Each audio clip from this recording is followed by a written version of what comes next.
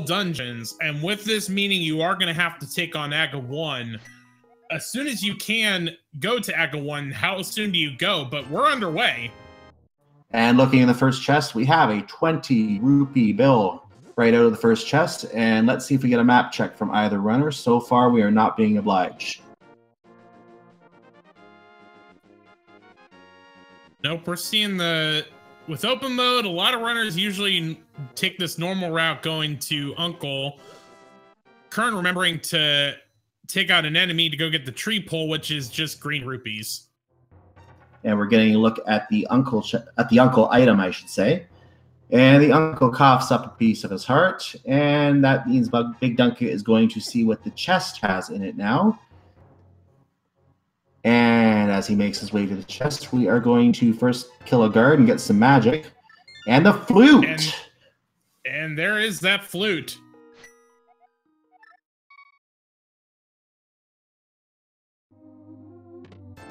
And another big 20 at Sanctuary.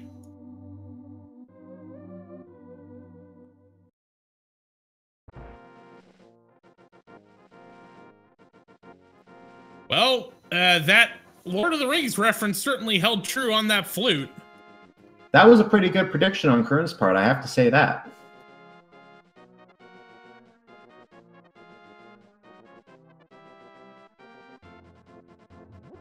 All right, so BigDunka is going to see the tree pole of green rupees as well. And we're going to get a little bit of a sync up here as we do that. And let's see what we have. We have a check on the Lumberjack here.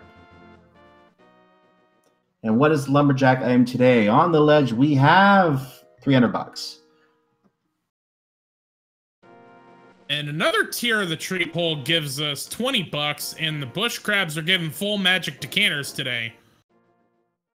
Those full magic decanters can be useful, but I don't think you need a bunch of them one after another from the bush crabs. That's not really what you want to see on the bush crab, I don't think. Yeah, but if you're running low on magic, it's certainly good to know that there's a decent spot to get it. We got bombs in Lost Woods, which BigDunka almost passed up and then realized, oh wait, I need bombs.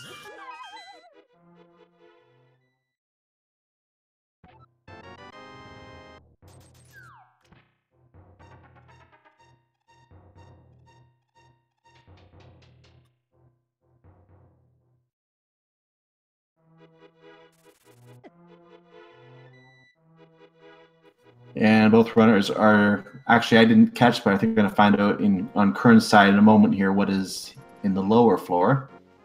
It was just a big 20. It was a big 20. We're seeing that right now, yes.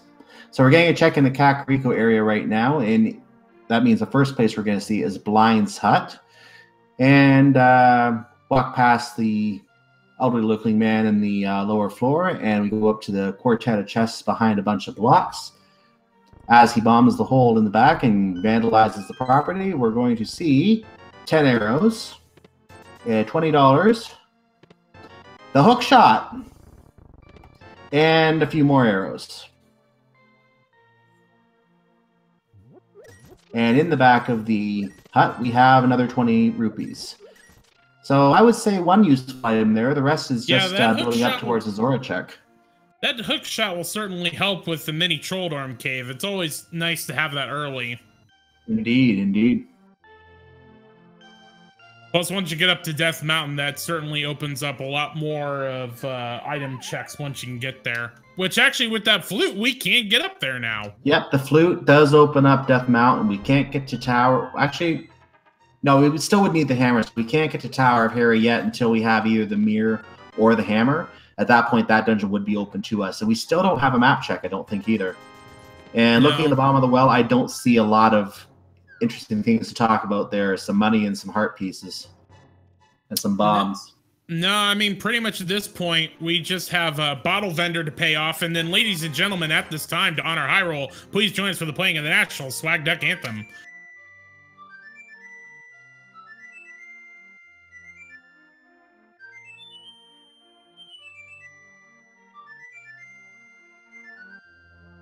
And that was the Swag Duck Anthem. The bird is out.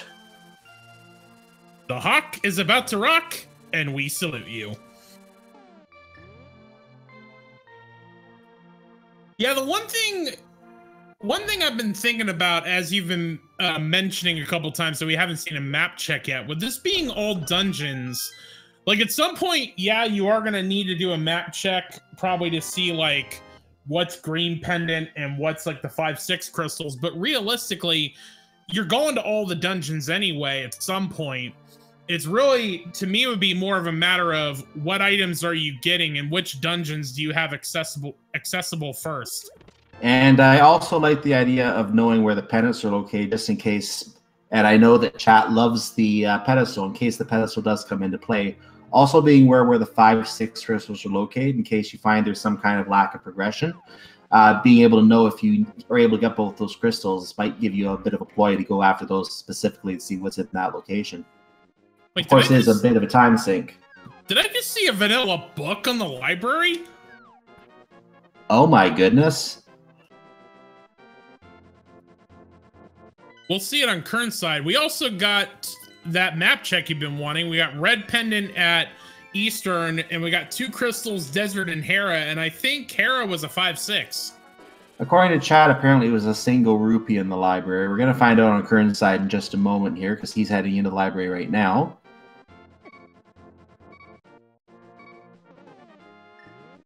And yes, it was a single rupee. That flash of green got me excited there for a minute.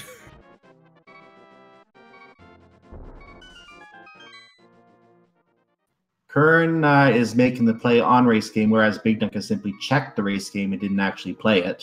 So Qirn is going to start walking through and find out how useless his time up here has been. Mm-hmm. We did find a blue item in Ice Rod Cave, although it actually was a blue mail, not an ice rod.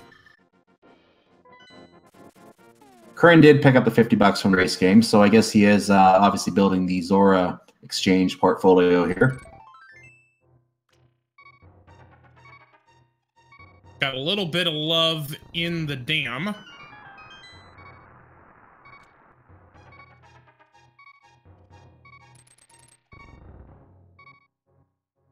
And outside the dam, we are locating more money.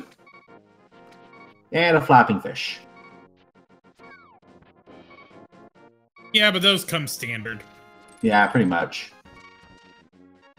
Qirn is after that Zora money, and meanwhile, BigDunka is skipping a lot of these financial-related items. So that tells me Qirn is banking on the Zora play at some point here, whereas BigDunka probably doesn't want to go up there yet.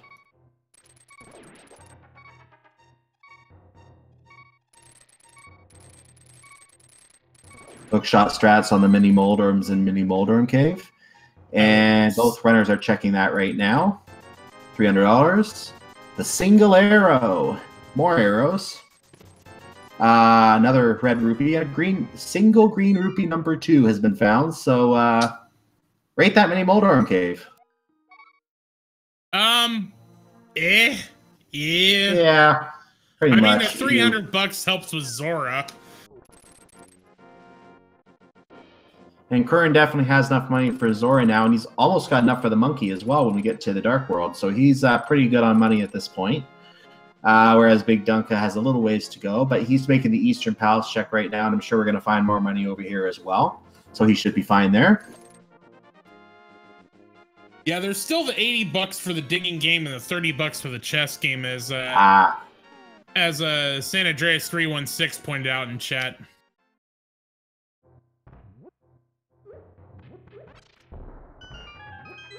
All right, the Closet of an Old Man today has more money, more health, and more money.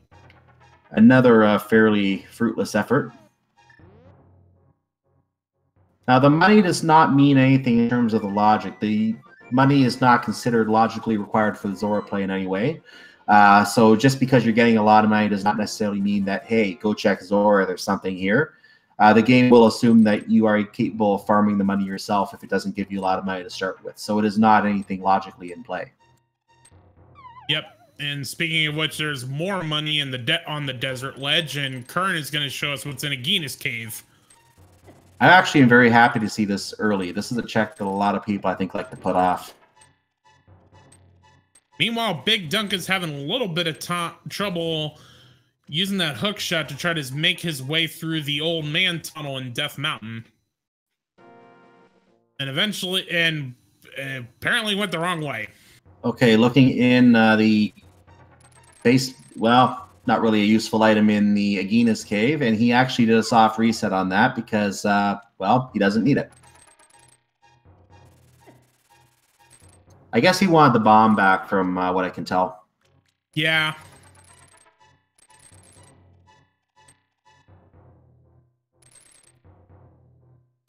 Yeah, because you're going to need the one bomb for Sahasula's closet. It'll be interesting to see if he decides to do the same thing there, because you need one bomb for Paradox Cave, and I don't think you need any other bombs on Death Mountain, now that I think about it. I think he was actually intentionally doing the Agahnim check first. That way, if there was something valuable there, it was like, okay, I can farm a bomb now that I found that. BigDunka probably hasn't found it yet. But it's knowing that it was a not very useful item, the plan, I believe, was to get that bomb back if there wasn't anything of value at Agahnim. And that way he would be able to use that bomb somewhere else. Now he is going to save and quit, so he that seems to have been the plan, to use that bomb on Agahnim and get it back with knowing that he was only getting 1 or 2 items on the way.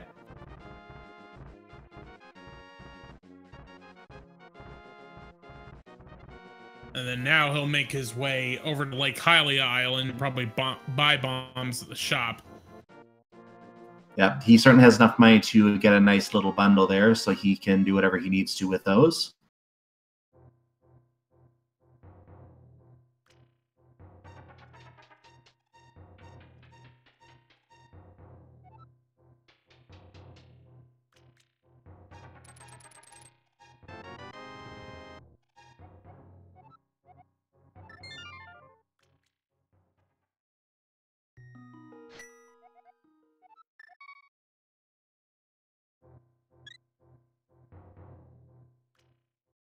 We seem to be having a technical difficulty here. Bear with us and we will get that fixed.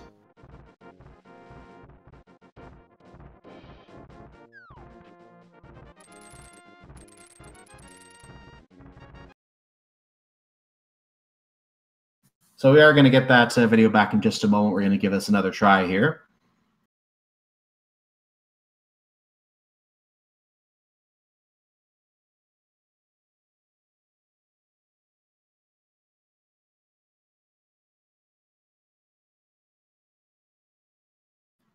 And it looks like BigDunka, as we get the video back on his side, is in the 7 chest cave. So let's see if we can find what he gets here.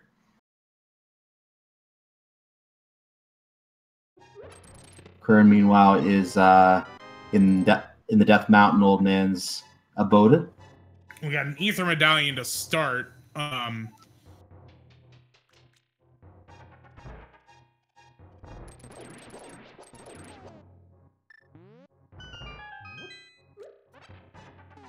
And I was wrong. You actually need 2 bombs because you needed that for the crystal switch. Speaking of crystals, correct, Moon Pearl. There is that Moon Pearl.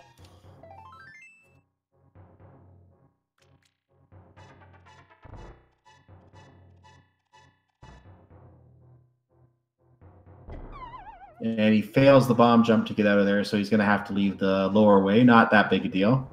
Qirn also showing us that we had the magic cape inside of Spectacle Rock. We also got a new thing in version 30, which is hints on the hint tiles. And I don't know how much of a hint it is when it's telling us that the hook shot is in Blind's house. Yeah, when we already have the hook shot, that's kind of a pointless hint. But the hints, as you mentioned, the hints are on all the hint tiles in all the dungeons and anywhere else that they show up. And some of those hints can be very explicit. You can find out specific items in a specific location, or just get some kind of vague hint that there is a unique item in this dungeon. And those hints can be very useful in helping a runner plan his way around the map. Yeah, we also did see the Cane of Burna on the floating island. I'm not sure they're going to go to pick that up with the hook shot already in hand. And also, I guess we'll see. There's not a lot of weaponry. Yeah, and also having the cape, you do have an invincibility item for like Spike Cave, Power Glove, or there's the power glove. Or also, like, if you're trying to deal with Ganon. So BigDunka can lift as Qirn finishes his check at the 7 chest cave. Which, not surprising, BigDunka heads to Sanctuary and is probably going to go check back of escape. Qirn misses the first shot with the bomb. Second shot does hit the switch, and he's now collecting his Moon Pearl.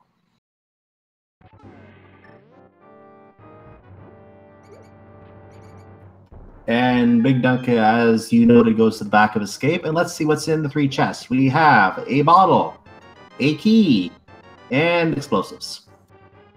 And BigDunka does decide to take that small key and go check the sewer chest. Although... it might be a little hard doing it backwards. Especially with only having hook shot to track.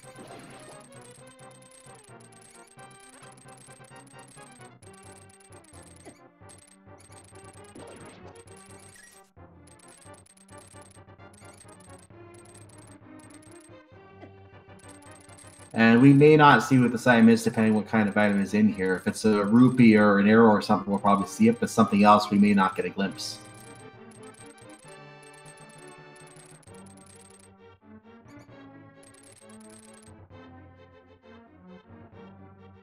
BigDunka's just shooting in the dark at this point, trying to find that key rat.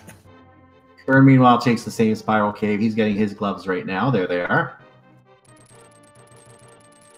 Casternatrix in chat asks, is anyone really bothered by the lack of bomb arrow upgrades in the item pool at this point? Well, funny thing about that, they've been removed. Now instead, if you go to the Pond of Happiness in Lake Hylia, you can go buy those bomb and arrow upgrades for 100 rupees each.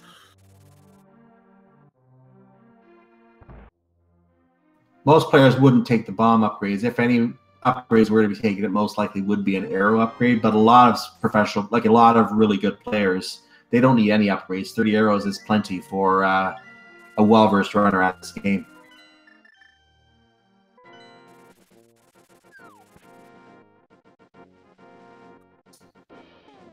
Well, we saw BigDunka make an attempt at trying to get that key rat, and now we're going to see Qirn do the same thing. Should note that this is a sequence break, so the logic is not going to force the runners to do that dark room in order to get any sort of important progression. He's using the bombs to navigate. Interesting. But, hey, but he got it done. He got that key.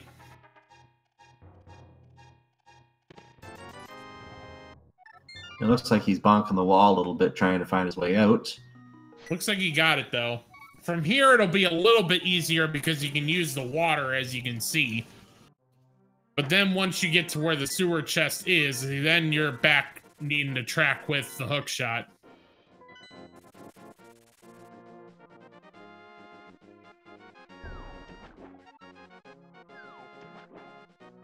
BigDunka sets up the fake flippers. He's going to, looks like he's heading in the direction of the hobo at this point, the unfortunate gentleman under the bridge. So we're going to get that hobo check in just a moment. And Qirn saved and quit. I don't know if we actually got anything from that. Doesn't look like we found anything in that sewer chest.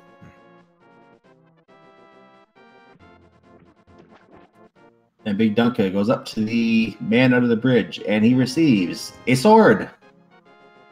Wait a minute.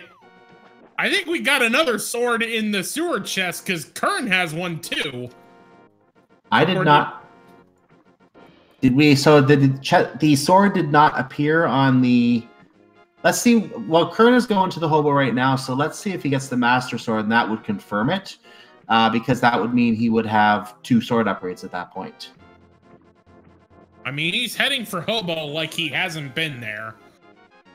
Yeah, if this is a Master Sword, then that is probably a sword in the chest. You're probably correct then.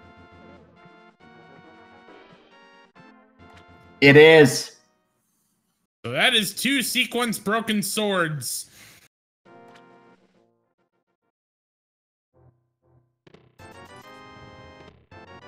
So BigDunka did not get that sword then, because he only got the regular sword from the hobo. That's a bit of an advantage for Qirn in terms of weaponry at this point. Yeah, I think BigDunka had problems with getting the key rat, and so saved and quit before heading for saved and quit and didn't make it all the way there. But seems like Qirn made it. And it looks like they're both going to be making the Zora play here. BigDunka already checked the waterfall, so he is now. Qirn is now doing his own glitch with the fake clippers to get water while going into the cave and coming out, so he can make his way to Zora. Meanwhile, the waterfall cave didn't have anything of value, and neither does Zora, as he basically takes a piece of his heart and gives it to the hero. Just a standard love lesson.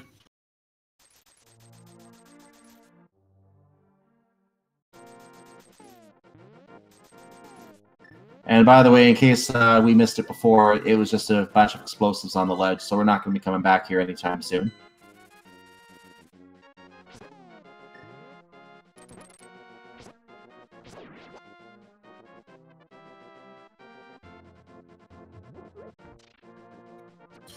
All right, well, BigDunka, I mean, we've pretty much combed over everything at this point, so BigDunka is making his way to Eastern Palace.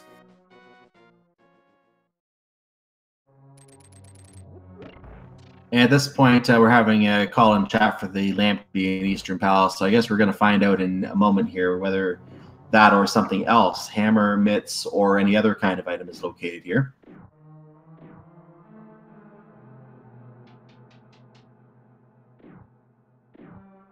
Qirn gets his $5 from the sick kid. Yeah, there's 3 items in Eastern Palace. The other 3 item locations would be dungeon items. Right. If it is the lamp and that item and that sword is in the sewer chest, that could mean Aga, but as Qirn is showing us, there's still the front of escape we haven't seen yet. Well, and we've already seen those 2 items in Eastern, which was bombs and $20. Yep, so that's 2 items already gone. That leaves 1 item in the pool remaining. We're most likely going to see a dungeon item, not dungeon arrow, out of the next chest. But if it's the 3rd item, then we'll know that this trip is a bust. Yeah, because if the lamp isn't there, you could go to the big key chest, but that is, again, sequence broken with not having the lamp. And we've already seen the map and the key. And speaking of lamps... Well then. As BigDunka gets the big key for Eastern Palace, so we may still have an item in here, but that lamp is certainly screaming Aga at this point. And there's a heart piece. The Eastern Palace trip is a bust. Alright, so we got lamp, which would then lead to that sword in the sewer chest. Which means, unless there's an item here in the boomerang chest or Zelda cell, it's Aga time. And apparently I was mistaken. The map was in the boomerang chest. Yep. So that leaves 1 chest of interest, and I think that will be everything that we can check. So we are very interested in what's in the cell at this point. And it's actually working out very nice that Qirn is already in this area, because he can death warp up there and start the Aga climb already being in Hyrule Castle. Yeah, well, that death warp is going to take a little bit of a while with that blue mail.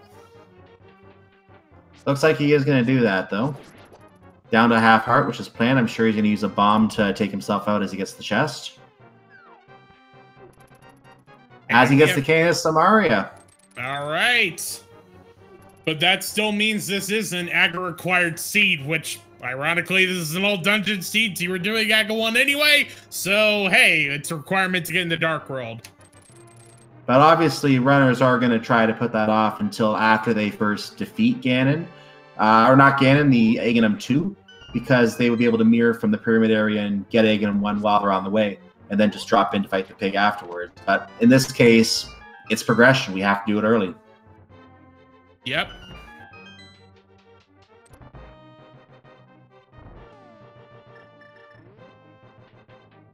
lining up the ball and chain guards to get a nice early spin shot on him. Got one down.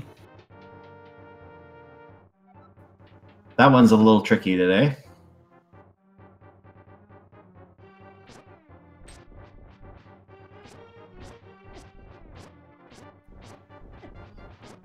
And BigDunka is now doing the Death Warp also with the blue mail. 6 hearts blue mail, that's a tough Death Warp to pull off with a half heart damage on each shot. But and BigDunka, a bomb will do one of those hearts, or BigDunka left a green guard around to get that Death Warp. Sorry about that. No worries. I was just going to say BigDunka has learned also that it's got to be Qirn, and is about to make his Agahnim Tower climb as he now proceeds to... actually, no, he still has to get the sword out of the back of Escape. He's going to do that first. Mm-hmm.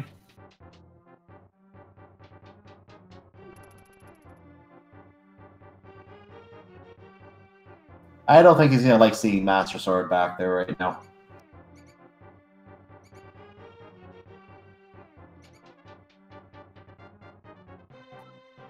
Steven XC in chat, Aga 1 is required in all dungeons. Yes, that is, when we say all dungeons, we mean all dungeons. BigDunka preparing another Death Warp for once he collects the sword out of this chest.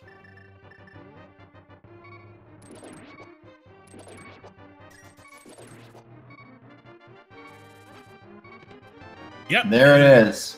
There's confirmation that it was a sword in that sewer chest that Qirn got. The one bat didn't oblige with the Death Warp, so BigDunka had to hunt down another one.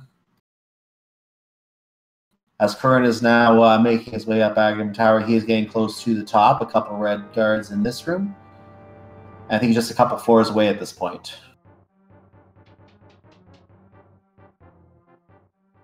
And BigDunka is now following in Qirn's footsteps. All right, so we like to play a game when we get to Aga 1, which is how many blue balls is Agahnim gonna throw at us today? Cyclone, any thoughts? I always say 3. It tends to be the average number, and 3 just seems like a good number for an Agahnim 1 fight. I'm gonna say 7. Ooh, you want him to be evil today. Well, note about the Agahnim 1 fight, what Agahnim does is he does 4 shots, and then he goes and fires lightning on the 5th shot, and then the cycle repeats. He will fire either an energy orb like you see now, or a series of blue balls. That is what the blue balls that we're speaking of, which he just did right now. The first shot is always going to be an energy orb, the other ones are 50-50, and then he has the lightning and the cycle repeats. So you're always guaranteed 1 shot. We've already had 2 blue balls in this case. 3 blue... Oh, you might be getting your 7 today, Jax. Maybe. And there's that required lightning you were referring to, and now we'll be back to the required energy orb. So that's 2 hits on Agahnim at this point. And don't tell me this is a 15. There's 4. And 5. 5! 5 blue balls. Ah. Do I hear 6? Yep. Yes!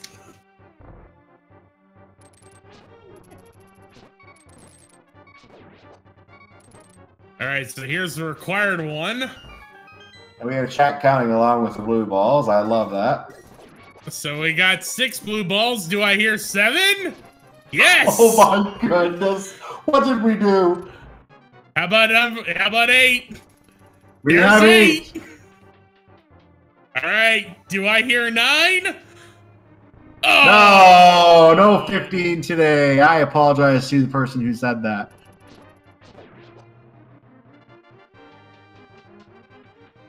Alright, so that's 4 to 8. And now 5 to 8. There's 9.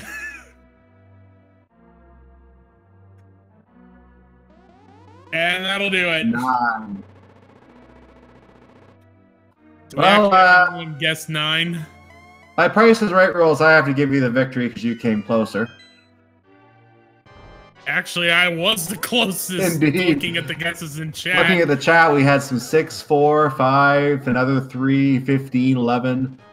So no one actually guessed 9, so everyone lost. Congratulations. But yeah, that was 9 blue balls, and BigDunka is going to have the same 9 blue balls, and at least he'll be happy to know that Qirn had to do the same thing.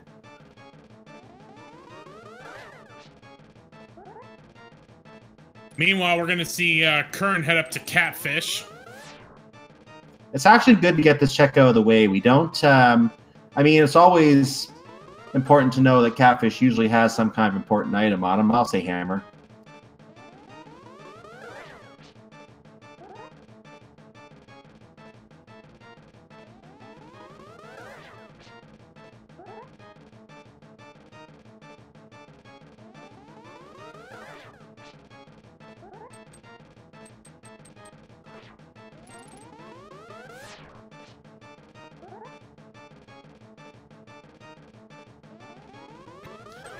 And Qirn takes the rock, throws it into the circle of stones.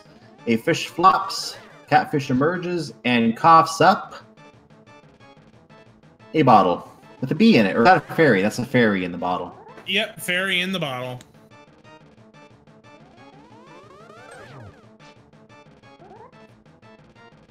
So we did have a question earlier on about if Ganon is invincible if you beat Aga 2 before doing everything.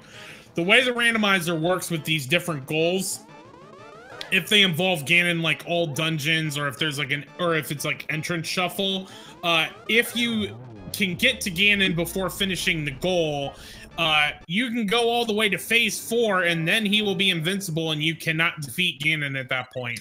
The good news is that that's where the hole around Ganon has been fully formed, so you are able to at least fall out at that point if you're doing some kind of a no resets, no save and quit type fun game for whatever reason you might do that, because it's torture to have to walk around some of these places. So at least you would be able to get out in that case, but it is a lot of time to do it that way. And if you were to find yourself walking in again and not able to defeat him, you would just usually save and quit. Qirn showing us we just have blueberries on Bumper Cave. But we need those tasty blueberries. BigDunka is about to get his fairy in a bottle from the fish. And we're getting a Skull Woods play from Qirn, it looks like, at this time.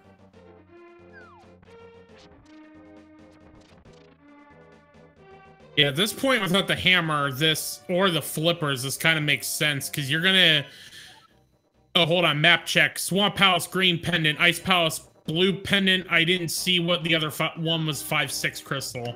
I missed it as well. I hope that our tracker caught it here. Crunchy, let me actually get the name here. It was Crunchy Chocobo as our fine tracker today, and it was Skull Woods was the 5-6 crystal.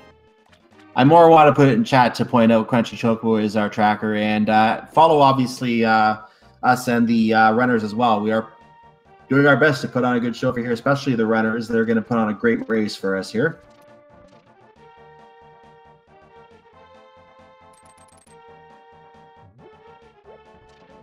But anyway, back to the point I was making. With not having the hammer, you're basically going around the Dark World in a counterclockwise motion. So you might as well go ahead and take care of everything you can in that clockwise order, because going back is going to cost you time. And there's Titan's Mitts. Titan's Mitt. Qirn is thinking about that and waiting for the hand as he thinks about that, and takes the warp back to the entrance. And actually, with those mitts, we're going to see a save and quit on Qirn's end, which is... Well, I was about to say that would work for being able to now have Dark World access through the Kakariko Village of Outcast portal. But instead, Qirn is going to take that Cane of Samaria and go over to the Mire area. The question will be, do we know that...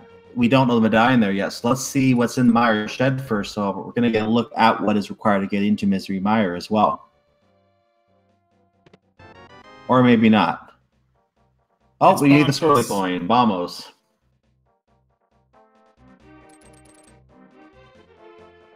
And in the Mire shed, we have a full heart. And arrows. Ooh. And BigDunka accidentally injures himself with the bomb. We'll be a little angry about that. Yeah, just a little bit outside, trying to get that bomb to phase through to the door for the brewery.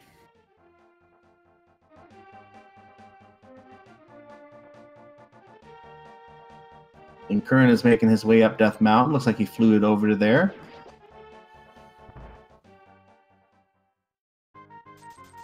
And in the treasure game, we found, looks like $100 might have been the item there, 100 rupees. No, 100 rupees was the first one, which can be randomized with the chess game. The second one is the actual item, which was just to make 20. Okay.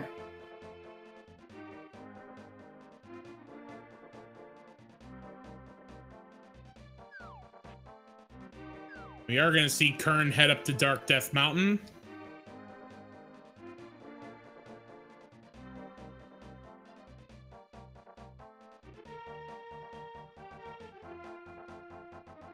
We're going to get a look at Super Bunny Cave as BigDunka gives us a look at the digging game, counting four digs today to get a piece of heart out of the ground. And he doesn't stay for any other purpose at this point. Now, he's got more than enough money for... Pretty much Kiki is the only thing that would require money that's left. Correct. Nothing useful in the Super Bunny Cave. We're going to get a look at Stumpy from BigDunka, and Stumpy gives us the blue boomerang. Some people would say that is the best meringue. And we got Bombos for both Mire and Turtle Rock. Very interesting. There's that map check again. Looks like Skullwoods is the number 6 crystal, so we know the other half of our 5-6 equation.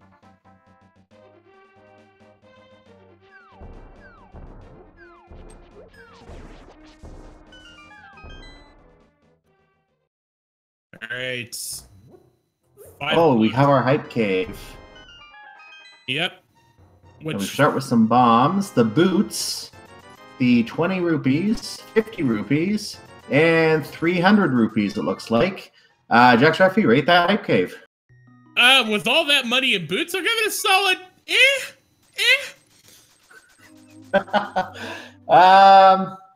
It is difficult for me to enumerate that answer. I'll give it a 5 for the boots. We should also point out in Hookshot Cave, Qirn found the silver arrows.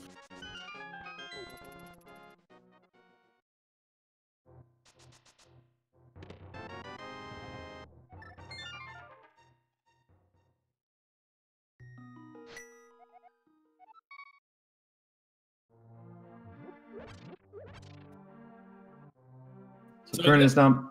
Sorry, go ahead. No, I was gonna say, so BigDunka is about to head back to the portal, and then probably gonna have to do that long trek back to Skullwoods to get those Titans mitts. Meanwhile, Qirn is now gonna be making his way into, well, he opens up Thieves Town. We'll see if he actually goes in after the doing the brewery, the other village checks. Qirn also misses the first shot of the bomb at the brewery. And I don't think we saw BigDunka check Thieves Town. So Qirn right now is checking items that BigDunka has already examined. BigDunka never went into Thieves. He did the village checks, didn't go into Thieves Town, though. Correct. Oh, right, you said Thieves. Sorry.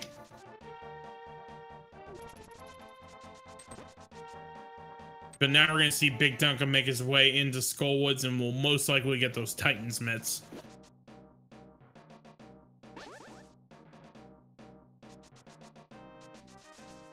So I'm going to keep an eye on Qirn here, because we are getting our first look at Thieves Town on Qirn's side here. And Qirn will drop down to the floor, and the first chest provides the bug net, so we have a little bit of swag available at this time. Yeah, but how good is that swag when you have to do AGA 1 to get that swag? Ega 2 Bugnet? Yeah, maybe. Meanwhile, BigDunka does get those Titans mitts. He's doing a thing that is been kind of new in the past year with the more serious runners, where they'll start from the back of Skullwoods and then work their way up front, which works out because that was where the Titans mitts were in the big key chest. And he gets a tasty burrito from the chest in the bumper room next to the big key chest. As Qirn gets the burrito in Thieves Town, and then the big key is in its vanilla location today. And of course, if the first 3 chests did not have it, that chest had to in order to proceed. So we are going to, looks like Qirn might be going and continuing in Thieves Town.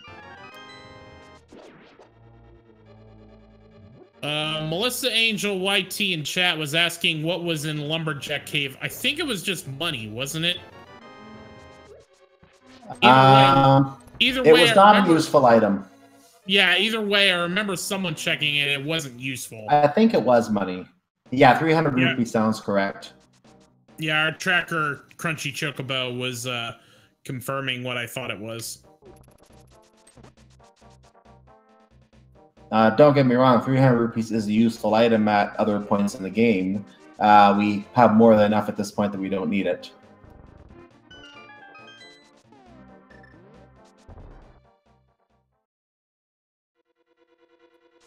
A unique item is an Ice Palace. Thank you, game. Thank you very much.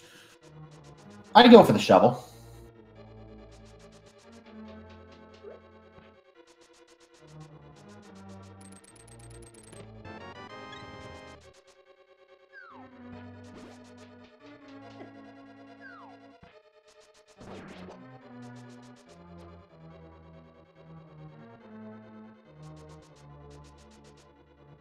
And Qirn opens up the portal of sunlight that shall cause a very angry maiden to turn into a very ugly creature. And also gets 300 bucks while up there in the attic.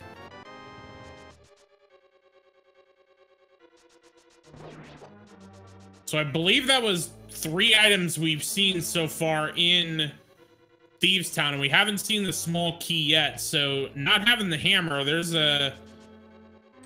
hopefully a good chance that there isn't an item in that Thieves Town big chest.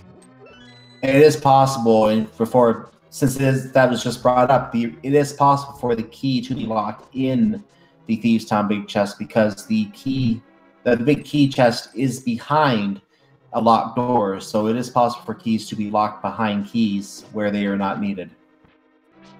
But it's in the maiden's chest today. So it looks like we're going to have a haunting memory of this big chest until later in the seed. Well, there is 1 item left. It could be on blind. And that's what I believe Qirn does want to see right now.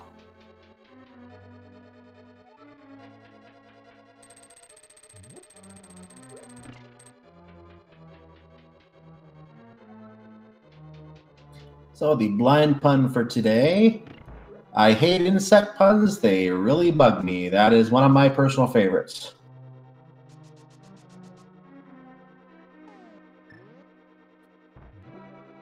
I was about to say Qirn following the script to a T, but took a little bit of damage there. But gets done. Still no problem. And there's the 4th there's item. our item. Yep, we don't need that big chest after all. Thieves Town is considered cleared and finished. That is also the first crystal for either of our runners in this seed. At 44 minutes into the seed, that is only our first crystal. And now we're kind of back to being kind of stuck. We've got Jeremiah you could do. We don't have the hammer for Peg Cave. You could do the lunchbox after doing Jeremiah. And there is no Mire, so he would have to save and quit to get back to the overworld. But isn't that in logic? I don't know if it that is, got I changed. believe. Yeah. So you've got Jeremiah, you've got Lunchbox, and Pod, and First Chest and Swamp. If you're really feeling lucky. Pod has the best item ratio at this point, I believe. I would almost be wanting to bank on Pod at this point.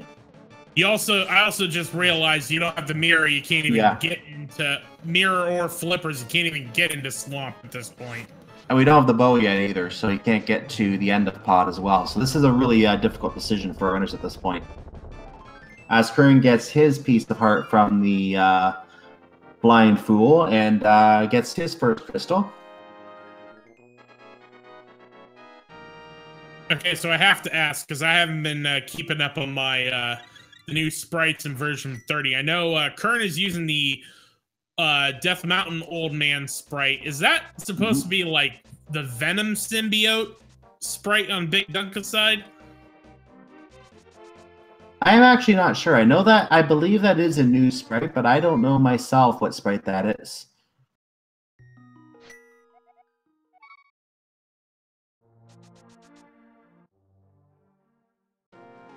Oh, I have seen this before. No, it is Ultros from Final Fantasy VI. I thought it looked familiar because I did have it in one of the races I called earlier this week.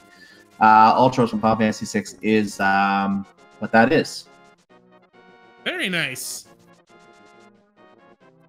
Again, we have such a good sprite artist to do all this work for us for these seeds.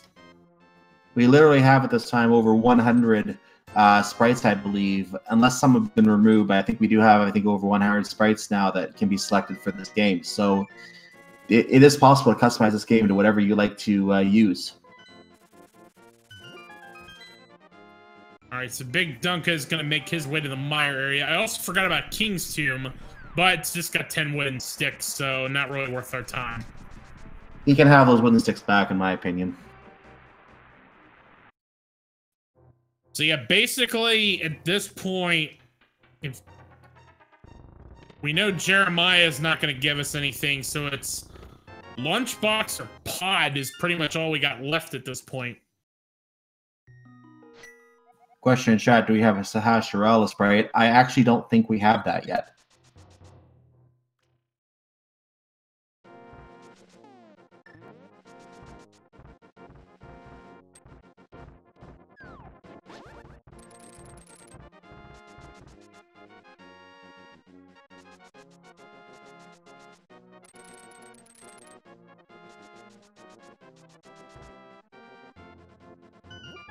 BigDunka squeezes by the dead rock that froze in the way there, and he is now making his way to Dark Death Mountain. Qirn, meanwhile, is returning the Lumberjack to his sword-making factory.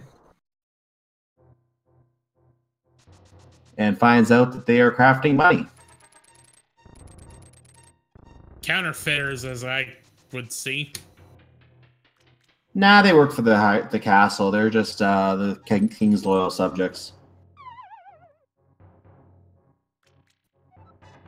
So there's a conversation about sprites going on in chat. Syndrome asking about a maiden sprite. There actually is a maiden sprite, and if the bunny form of that sprite is in fact blind. That is true. I have seen that one before as well.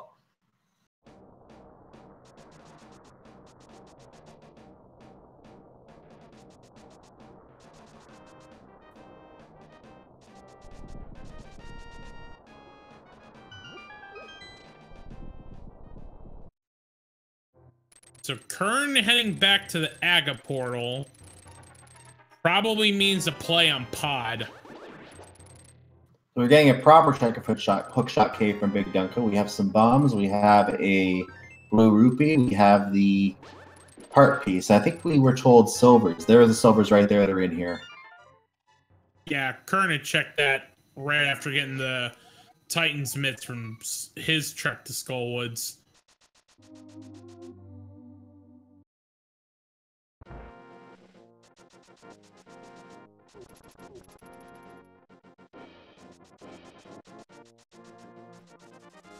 And gonna go.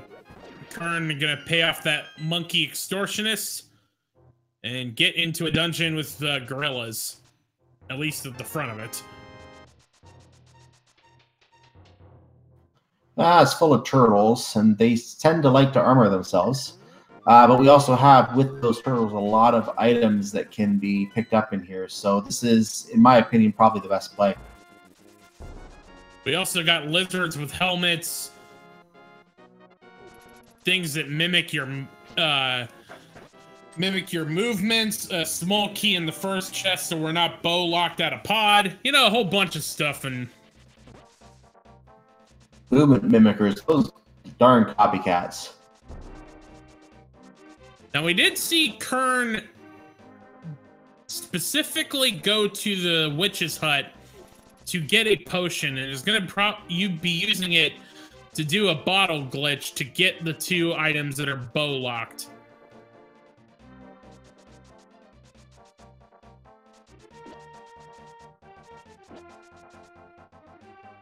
So he's going to bomb here, but no, he's going to do potion first. Took a little bit of electrocution at the same time, so let's see if he can pull this off. Looks like he got it. Now you just gotta move. Pulls the red mimic off. And then just there's the door. Kills the green ones, red ones off screen. Game, 30-year-old game thinks that means, hey, you're good. I don't see a red mimic. I will open the door for you. Half magic for the trouble. This is now considered out of logic because we do not have the bow, so anything found here is a sequence break. Which is the big key and that half magic.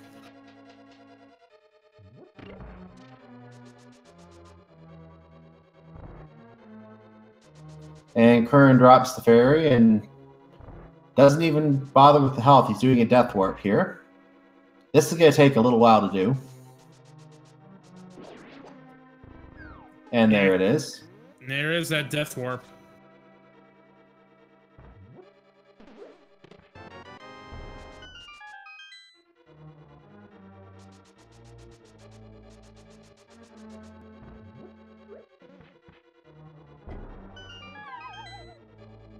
I think BigDunka's checking chests I don't think we've seen yet up on the upper ledge here. Nope. There was a small key on the bridge that Qirn just got. This is item we haven't seen yet. Burn There's a key another to get a key.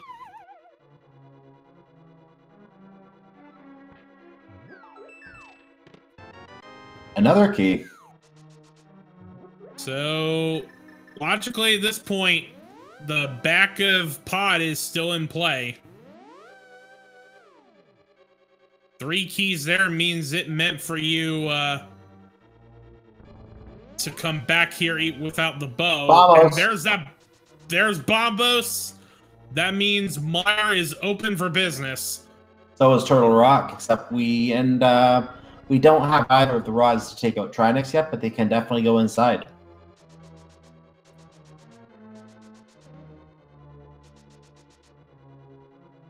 Actually, with the hook shot and the lamp, Mire is full clearable at this point.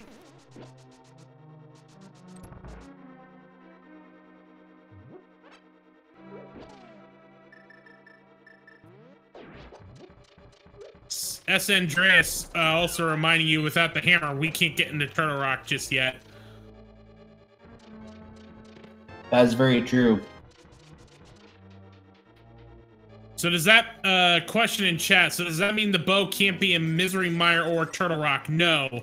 It can, because the way the key layout was set up, it is possible in this seed to be able to do the back of pod without needing the bow, because the only thing that was in the back, in that bow lock portion was the big key. So it's only the big chest, item that requires the bow to go get it. Qirn is being forced to go around the non-conventional way to get the chests that all have keys inside of them, so he's going to keep burning keys to get more keys.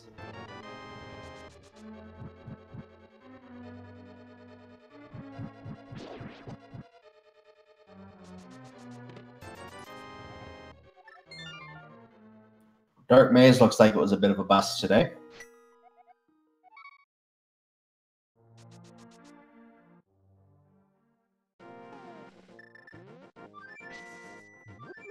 We're gonna see Qirn attempt to hammer Yump to get that big chest. And it looks like he's a little there we go. Yeah, now he's got it. And voila! Just a compass for your troubles. Well, at least he knows where Helmsar King will be located. This is true. This is very true indeed. Probably not what he wanted to find, though. And BigDunka is making the play into Misery Mire. So we're going to draw out some flames, burn bird, and let's see what we get here inside Misery Mire.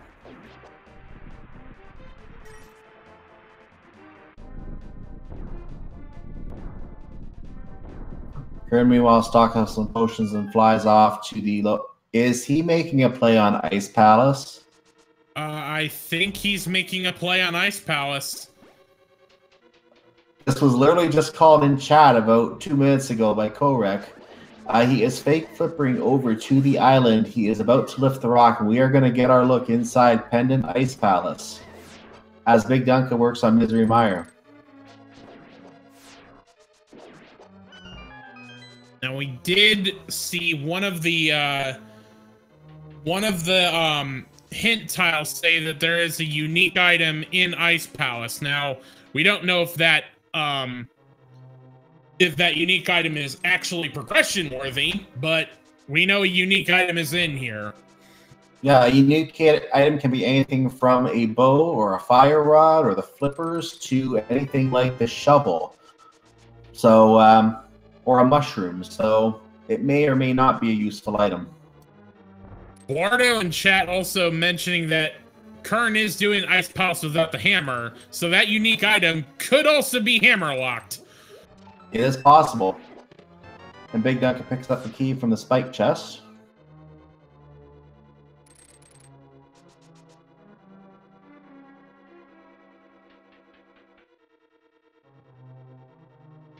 Another item I didn't mention that this was the cane of Burna, so that's is indeed another unique item. But we do know the cane of Burna is on the floating island. Ah, I did not see that.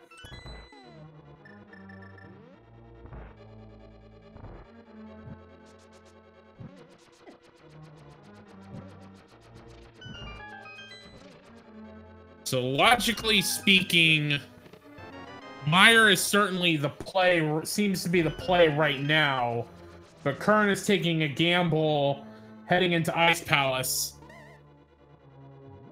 Gets the second joke hint tile while in Ice Palace. Those old men think they're funny.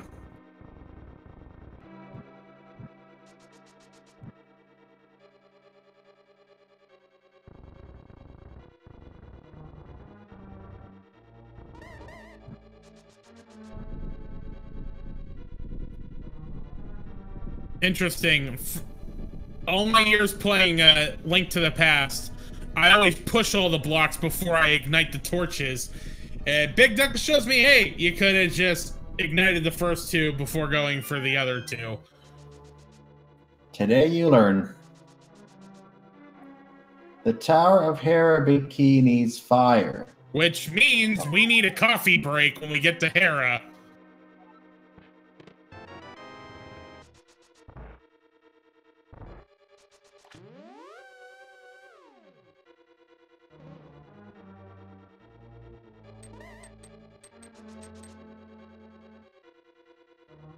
And there's the bow!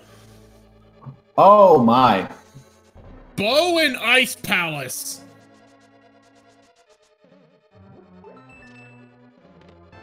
Well, I would say that is a unique item.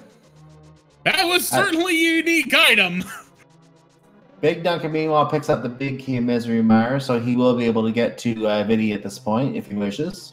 And we also see flippers are in Tower of Hera in Ice Palace, so that means you have to go to Hera in order to get the flippers to then go to Ice Palace to get the bow by logic.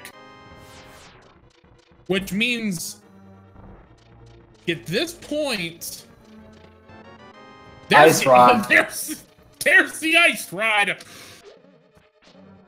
Running a garage sale of items right now from the various locations we're in. So have we seen the second item in Mire? Because that pretty much means the way that information that Qirn just got in Ice Palace, we've either got to find Mirror or Hammer soon. Well, BigDunka, I just noticed, has, I think he had all the dungeon items when I saw the quick look at the minimap there. He does at least have the big key, obviously. I know he picked up the compass. I'm trying to remember if we saw the burrito or not. If not, that could be on video. That would mean we have seen the other item at some point. Well, we're gonna see his menu when he pulls out the bombs to get the switch. Yes. Yeah, he does have the burrito. So Vitreous has the second item, which I'm gonna say has to be either the hammer or the mirror at this point, because BigDunka's out of options, and what we know of Flippers being in Hera from the Hint Tile and Ice Palace, and Bo being in Ice Palace, I think Vitreous is gonna have to be either hammer or mirror, because somehow, some way, you gotta get up there.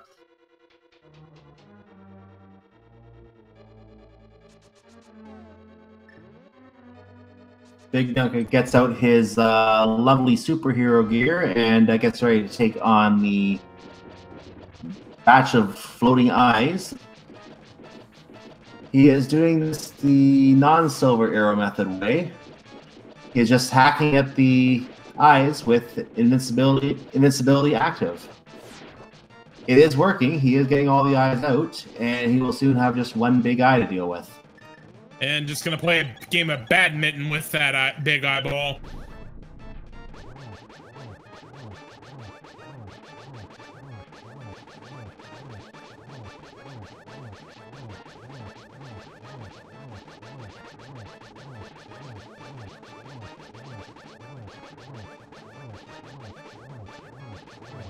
Point. All right, moment of truth. We got. Look! Oh, this could be on the Bombos or Ether tablets. Or well, we can't get to Ether right now because of not having Hammer or Mirror. This also means Desert is full accessible.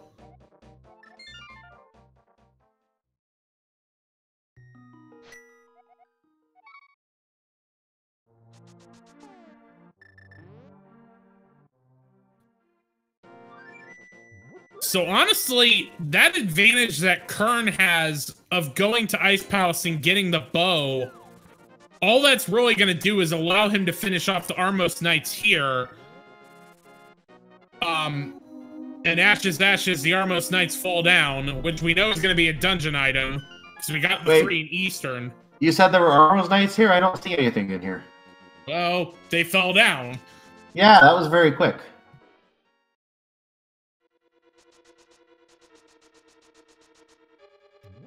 But anyway, I mean, that right there is pretty much the only advantage Qirn got from getting that bow sequence broken. Is he finished off Eastern and that's it. Well, a very important... Sorry, I don't mean to interrupt you. A very important point as well is that BigDunka had a really long Vitreous fight with having to use the sword. Qirn will be able to just fire silver arrows into the eyes and take it out much quicker. So it's a bit of a time save right there as well. Yeah, that's true. That actually was the other thing I was about to bring up, but I mean that time, I mean that is like about 10 to 15 seconds as a Cypher Signal pointed out in chat. It's, I mean, at this point, we're seeing a pretty linear seed lining up at this point, because he basically did Aga 1. Mirror. There's Mirror. Yeah, because that's the seed thus far as we know it. You gotta go, you had to do Aga 1. You had to go to Skullwoods for the Titansmiths. That then led you to Boots. Well, Hype Cave was Boots. You didn't need Titansmiths to get to Hype Cave. And then Bombos in the first trip to Pod. to go to Mire to get the book and the ice rod, then to Desert for the mirror, and then from what we saw, the hint tile saying Flippers isn't Hera, even though we haven't seen it yet, and then that leads you to Ice Palace to get the bow. My brain is hurting a little right now. Well, I can't help you with that. Yeah. Yeah, it is turning into a very disgustingly linear seed, needless to say. So, BigDunka is making his way to the back of Desert Palace to take on some worms.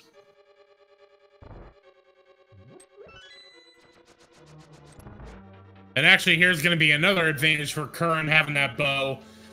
The boss fight for Lamulus can be easier with the silver arrows, but BigDunka can do it in fairly short order if he gets his shots with the ice rod lined up. Yeah, this fight can still be very quick without the silver arrows being able to be fired. It just takes some good accuracy to be able to pull that off. S. Vakin in chat asking, can Fire Rod be on pedestal? Yes, with Bombos being what is logically, I guess at this point we assume logically needed to get into Ice Palace, Fire Rod could be on the pedestal.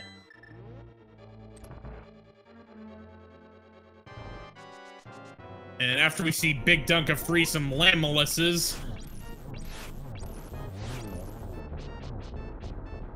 Ooh, just a bit outside trying to get that third one. And actually, oh, still didn't get it on the second shot either. But and there he has it. Down go the big snakes for some powder. Well, at least it was nice of BigDunka to collect the worm's ashes as he finished.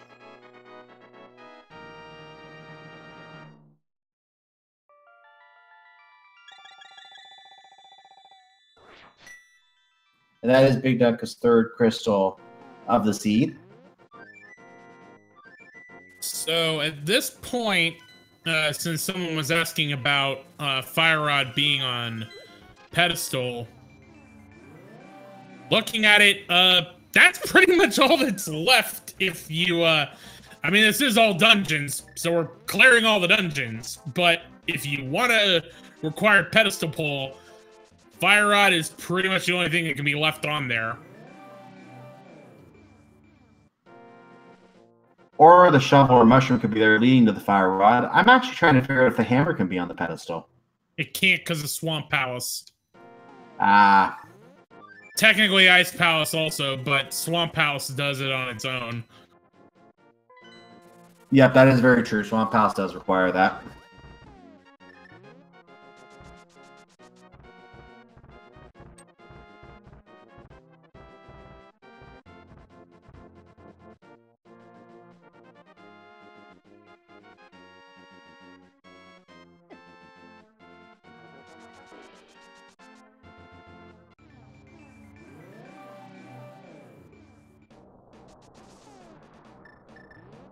Gotta imagine BigDunka will probably check Ether Tablet before heading into Hera. That makes sense. This would be the logical first thing to check before going into the long winding tower.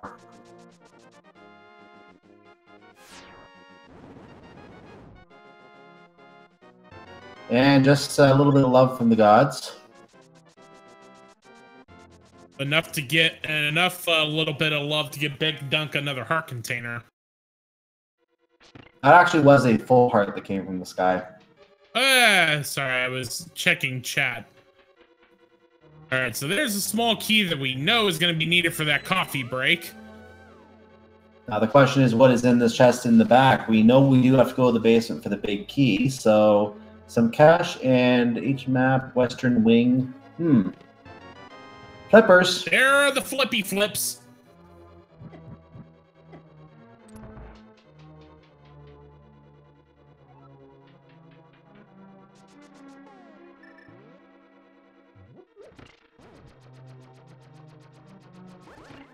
And now BigDunka is gonna sit back, relax, stretch a bit, contemplate the meaning of life, you know, the usual. Maybe have a coffee while he's at it, or maybe just a hot chocolate if you're like me.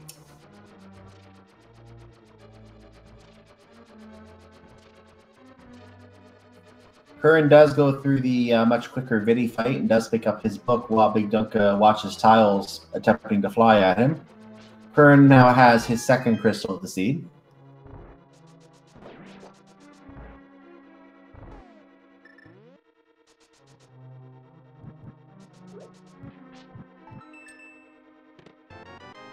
There is that big key, and we're now going to make our way upstairs. We have one more item to find upstairs, as well as a couple of dungeon items.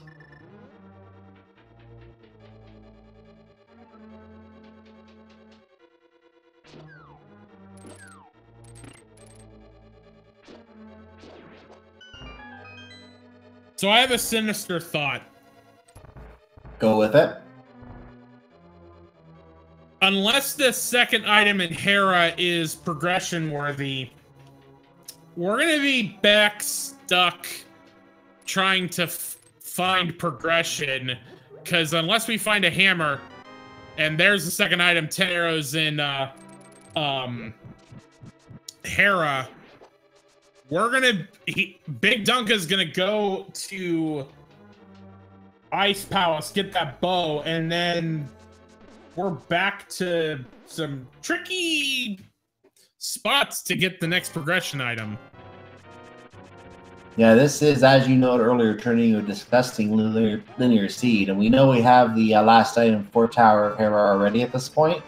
So this fight is just to get a crystal and something we don't need. Yep, there we got Landmola's lunch there, and that is now BigDunka's fourth crystal of the seed.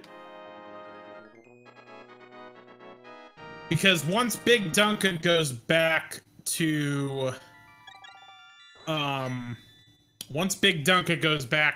goes to Ice Palace to get the bow, realistically we've got all that's left of the Mire checks is Graveyard Ledge, South Grove Cave, and then the first chest in Swamp. Oh, Chap reminding me, we also haven't seen Bombos tablet yet. T-Rock, though, still is not open because we still need the hammer to get into Turtle Rock. Pyramid Ferry also is not open because we still need the 5/6 crystal from Skull Woods, which we can't do without the Fire Rod, so the Fire Rod would be needed for that trip as well.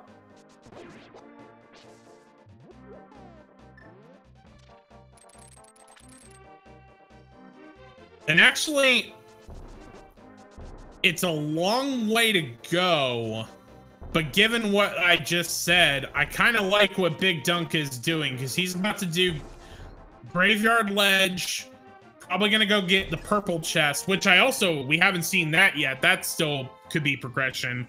We've had that available for some time, and I'm starting to think that might be where our progression is.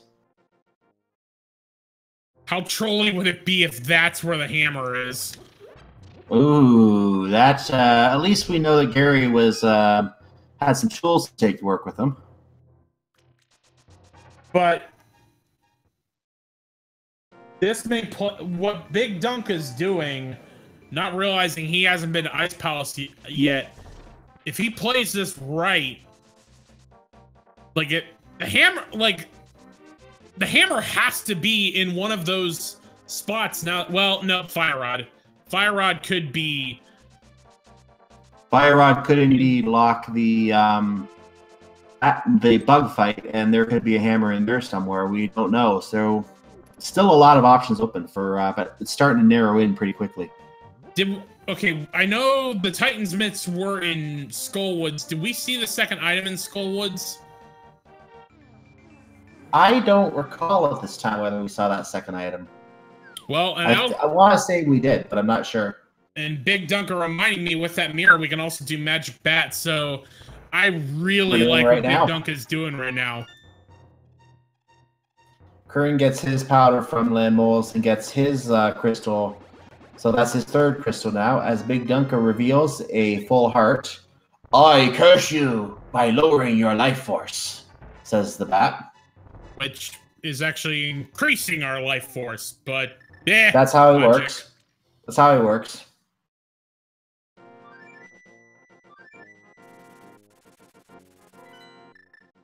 According to chat, that was the same cart. I didn't catch that.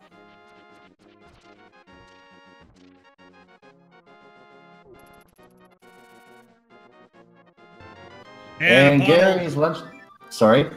Sorry, we stepped on each other there. Yep. Bottle of red goo. We got Gary's juice from his lunch today. You know what's funny was I was actually about to say that I didn't like the fact that BigDunka fluted to 7, but actually it was the smarter play because now he can just use the boots to dash his way to Graveyard Ledge and Bombos tablet. Mm-hmm. And we did get a check on Qirn's side of the checkerboard cave, which he didn't stop and pick it up, so I will assume that it is of no value. It looked like some bombs when I saw it. Yeah, when BigDunka got the mirror, I think he immediately after Desert fluted and checked that, and it was only triple bombs. Yep, that sounds about right. Simultaneous mirror world movements here. All right, big 20 in, big 20 in the Graveyard Ledge. K45. Yeah, South Grove. So that means Bombos tablet or first chest and swamp have to be either fire rod or hammer at this point, or something that leads to them. Well, we're gonna get the Bombos check right now. It looks like.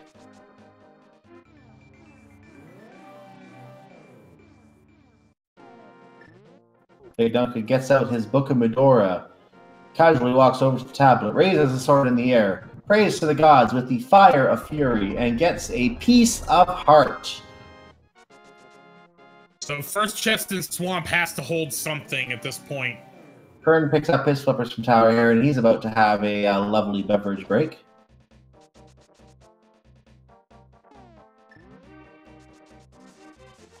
And BigDunka is going to make that play to swamp.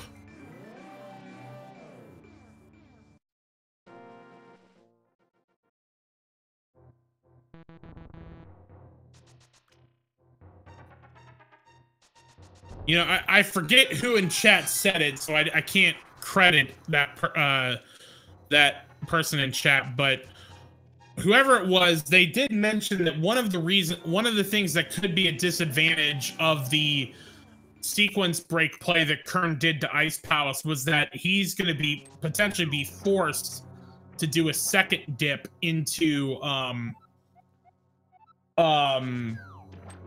the second dip into Ice Palace, and if the hammer is here, that means BigDunka only has to do one dip into Ice Palace.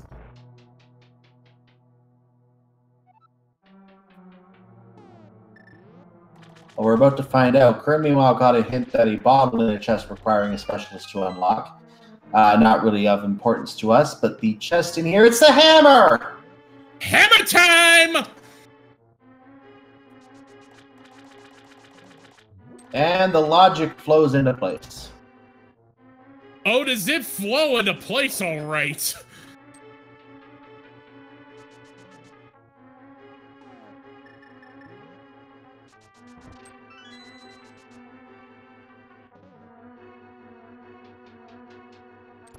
This is going to be fascinating to watch how this race unfolds, because as I was just saying, that means BigDunka is going to be able to single dip Ice Palace where Qirn had to double it. And it's going to be interesting to see if that... At first, we thought that Ice Palace sequence break was going to be a big advantage for Qirn, and it may come back to bite him. Such is how Randomizer works. At one time, you can look like to have an insurmountable lead or an insurmountable edge, and all of a sudden something is found and you realize you were wasting your time.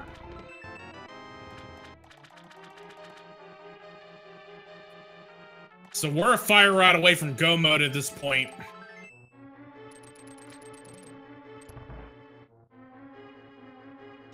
How many items have we seen in Ice Palace thus far?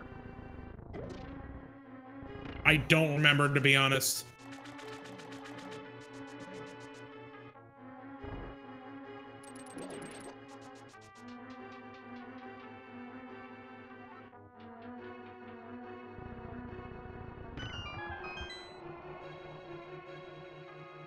I just realized we have not checked the pedestal yet either.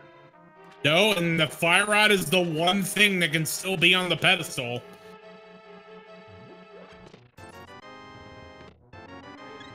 But we still have the Argos fight ahead here, and I think a couple more chests, one or two more chests along the way to it. So I think could still possibly be here as well. Well, we did see a hint saying what was on the left side of Swamp, and it was a bunch of garbage.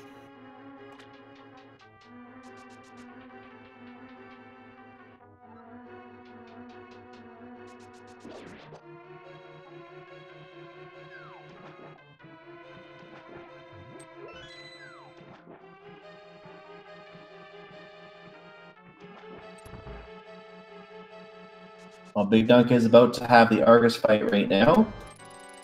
And hookshot sword repeatedly, and one gets back to the main group.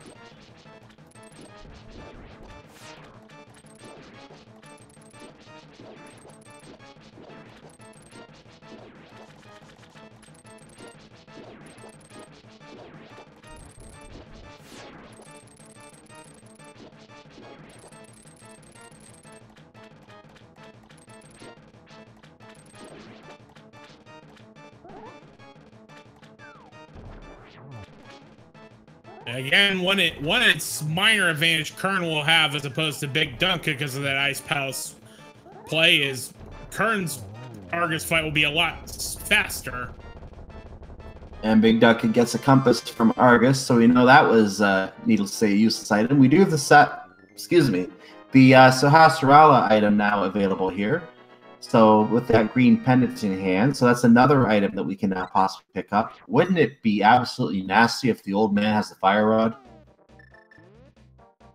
And I guess BigDunka did see that hint that we referred to, because he's not even bothering with left side Swamp.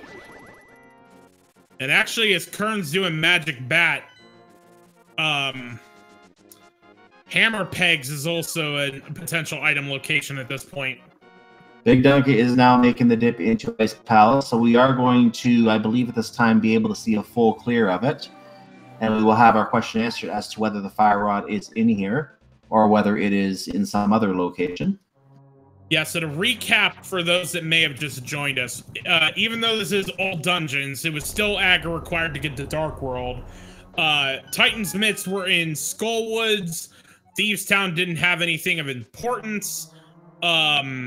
And actually, BigDunka is showing us that that hint for Swamp House was an Ice Palace, so no, he did not see it. He just gambled that there was nothing on the left side. Anyway, back to the recap. So Boots was in Hype Cave, Canis Demaria. Basically what ended up happening was you had to go to Mire to get Book and Ice Rod, and instead Qirn went to Ice Palace on a sequence break without the flippers, found out the bow was there, and that the flippers on a hint tile were in Hera, which in order to do that logically, you had to take that book to Desert to get the mirror, and then climb up Death Mountain and get those flippers from there.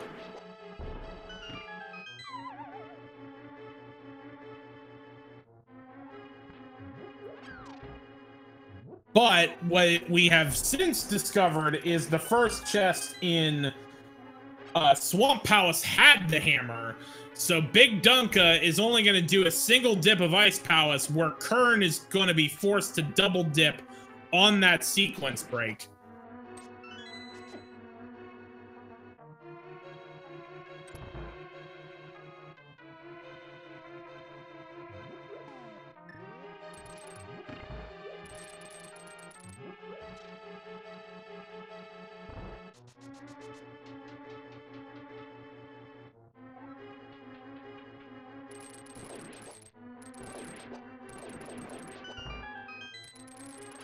BigDunka uses hook shot to dispense of the penguins.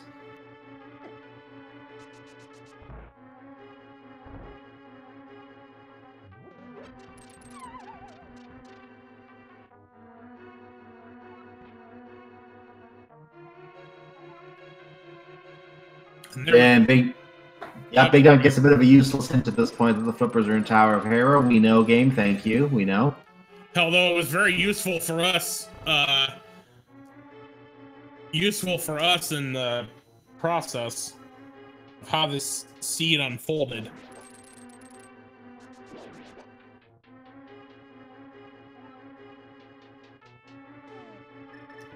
But now we're about to get new information because Qirn did not have that hammer when he made his sequence break gamble into Ice Palace. Yeah, we got a Bacon Blade. Tempered Sword in Ice Palace? And I don't remember. I know bow was one of the items. I don't remember if that was all, if there was a third item we found. It doesn't look like BigDunka has picked up the bow yet. Qirn gets his hammer from Swamp Palace, and he's probably not very happy about that right now.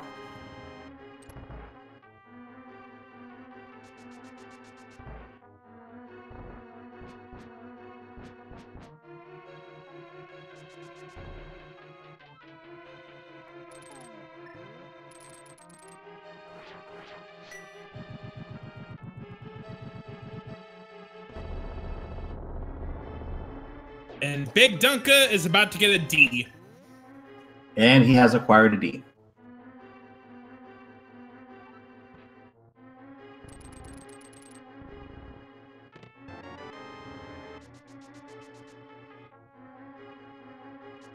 I don't think Qirn checked Iced Tea Room when he was here, did he? I don't recall whether I saw Qirn in that room or not. Nonetheless, we are going to see, I believe, at this point, what it is at this time.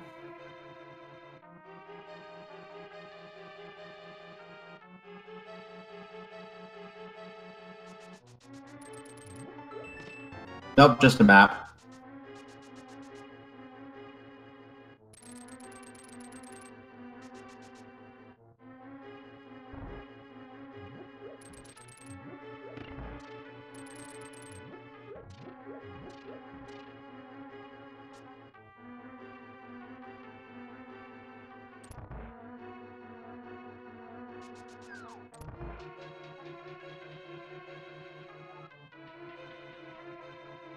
Usually we see a lot of runners do the Ice Palace bomb jump to avoid the switch, but BigDunka's showing with having that Cane of Samaria, it actually kind of worked out to not do the Ice Palace bomb, take the time to do that bomb jump. Yeah, he wanted to clear out everything, and in this case, he had the items to do it the conventional way, so why not just follow the normal conventional way of doing it? And it's cold stare time for BigDunka. And a round of Bombos frees the floating eyes from their prison. And they get pushed into the corner. And one escapes. And they get to spread out a little bit. They don't get very far as they are all destroyed. And BigDunka finds as his reward the Fire Rod. I think, ladies and gentlemen, we are in go mode. Officially at 1 hour, 28 minutes, and 50 seconds, BigDunka is in go mode. And that will simultaneously get rid of the pedestal possibility and also crush my Pyramid Fairy hopes. I think I can also safely say at this point, that sequence break on Qirn's end is going to come back to bite him. Most definitely, most definitely. Now, there's still execution we have to do at this point, because we still have 4 dungeons to go, plus the gauntlet in Ganon's tower, and fighting a big pig. So this race is by no means over, but BigDunka has, by following the logic, put himself in a lead.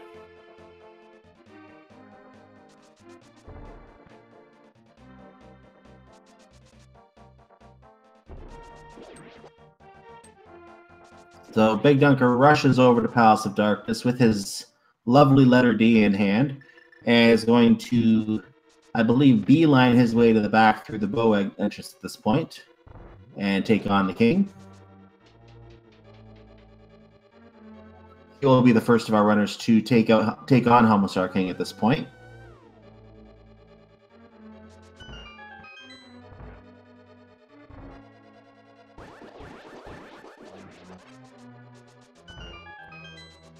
Yeah, chat pointing out that both runners have 4 dungeons to do. The thing is, BigDunka is going to be able to combo Eastern and Pod together, which is going to be significantly faster than Qirn having to do a second dip of Ice Palace, and it's also going to waste a little bit of time seeing the Sahasrahla holds nothing of importance in a big 20. I don't think BigDunka actually has to do Eastern Palace at this point. It is a pendant dungeon. This is an all dungeon seed. Oh, this is true. Sorry, I forgot it is an all dungeons. You are correct. No worries. That is the thing with the fall tournament is we open up the whole randomizer for the runners to do. The higher seeded runner gets to pick the variances for the first race. Race number 2 will be the lower seed, and if there is a race number 3, it is randomized. And some runners have actually been picking the inverted seed type. The inverted seeds, which are new to version 30 of the randomizer, are actually a part of this tournament. So a lot of our runners, I'm sure, are practicing those inverted seeds just in case those get selected for one of our races. And let me tell you, as someone who sucks at this game, but is still practicing inverted to be able to commentate it, if you can't do 3 Hearts Green Nail Thieves Town, are you not going to have fun? Yeah, if that's Thieves Town inverted, and we're not going to get into talking about the inverted strats in this race, but yeah, that Thieves Town is pretty much open immediately in that mode, and that is nasty.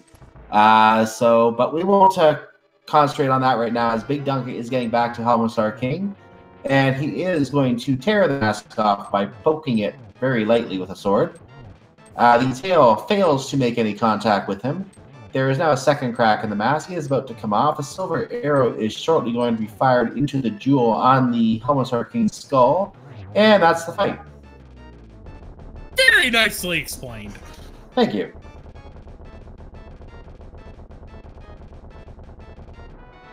And we get a riot shield out of there, so at least the laser bridge is now in logic. Not that we're going to need that unless we're short of keys.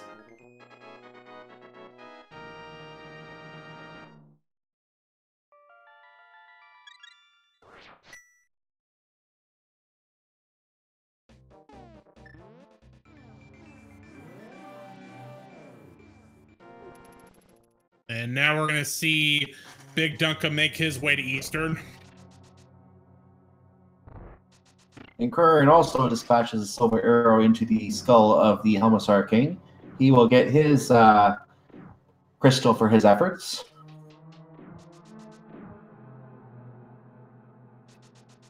And I think at this point, Qirn is going to be forced back to Ice Palace.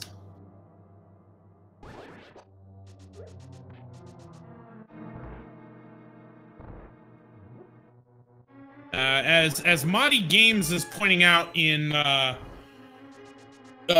chat, we do have, as we were talking about an inverted seed, we do have an inverted race going on at 11:40 Eastern time in about 30 minutes from now, which is a fall tournament race, and then BigDunka and Qirn are actually going to be racing back to back here on Speed Gaming 5, and that will be a swordless hard mode all dungeons. So if you're looking for masochism, please stay on the Speed Gaming Network, because are we going to be serving it up tonight?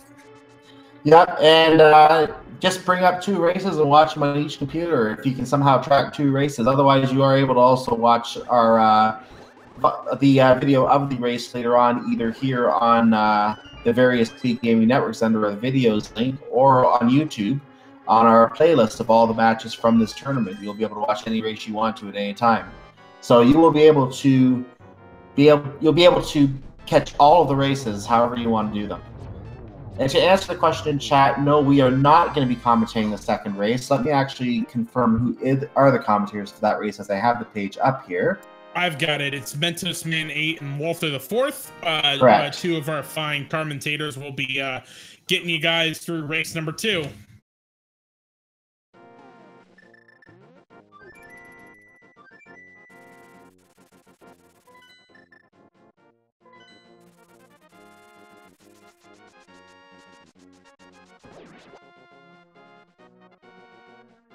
So Qirn is now making his way down to Cold Stare, and I think he's going to throw up just a little bit once he catches the fire rod from there.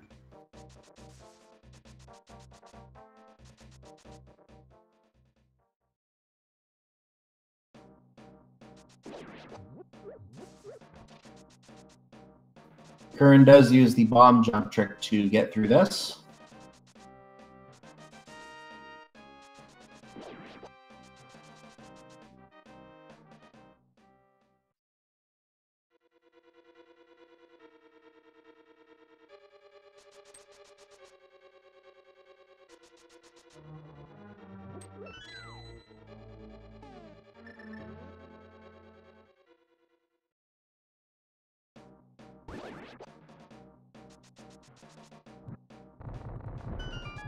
And BigDunka is into the back of Skullwoods. Just gotta go kill a moth and then head to a giant turtle rock.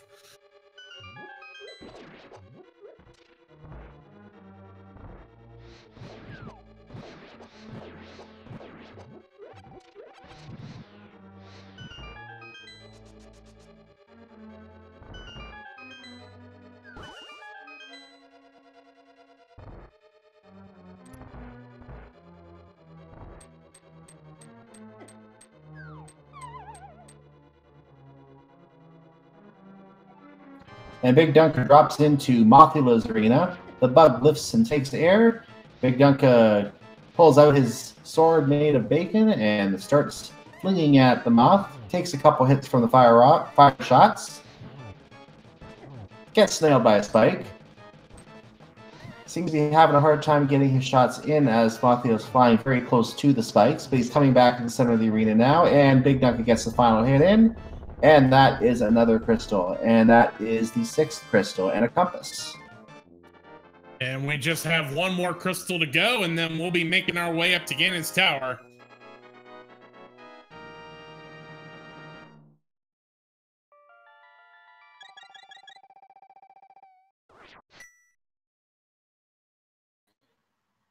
Qirn did not check Ice Tea Room, it looks like. He is now checking that and getting his burrito from there, his map.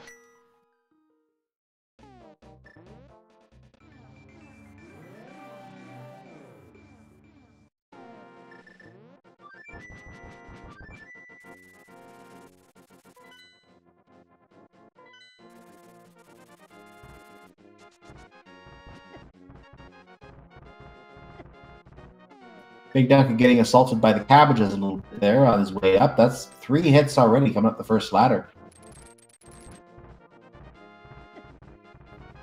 And gets nailed by a dead rock.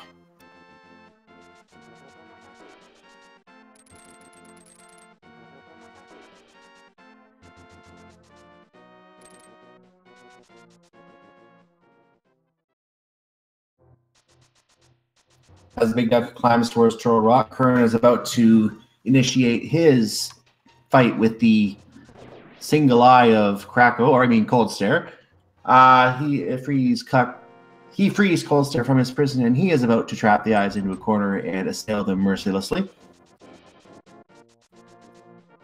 BigDunka forgetting where to go get to Turtle Rock. The eyes escape from Qirn, so we now have a trio of floating eyes, which can be very dangerous.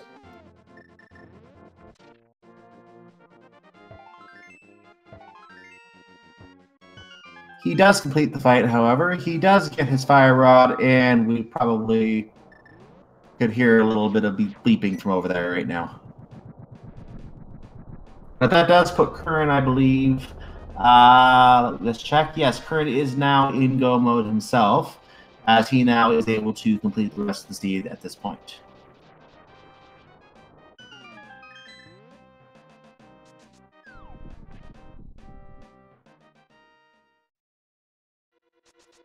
Oh, Full Mooner in chat correcting me. BigDunka didn't forget. BigDunka got dead rocked. Ever like getting dead rocked? Yeah, you never want to argue with dead rock. It won't change its position.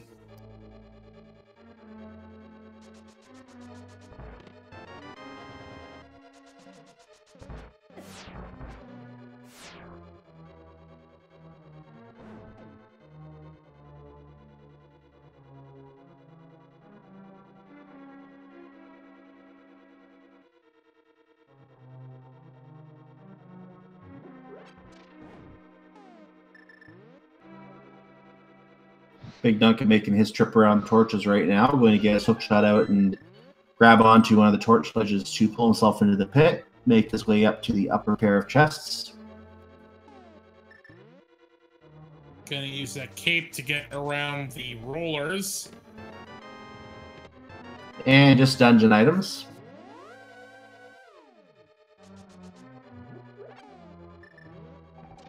Mire's back to the entrance, restocks his magic, floats across the introductory path with the Canis Mario once again.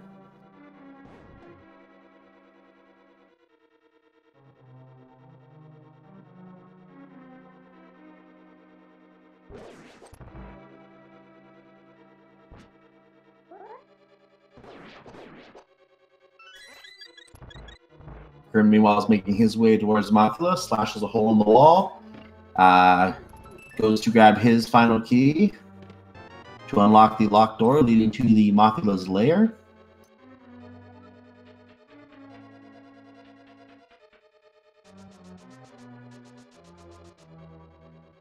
And Qirn begins his conveyor belt bug fight. Gets nailed by a spike. Mothula seems to be giving the same power to both runners today, staying up near the spikes, making it hard to fight. As the spikes assail mercilessly, but he does complete the fight.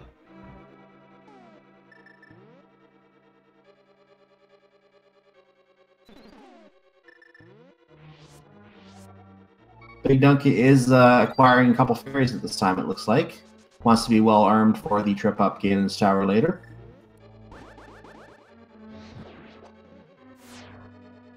And we get to see the bunny sprite for Ultros. I have no idea what that is. I'm guessing a dragon from Final Fantasy VI, but it's been a while since I played Final Fantasy VI.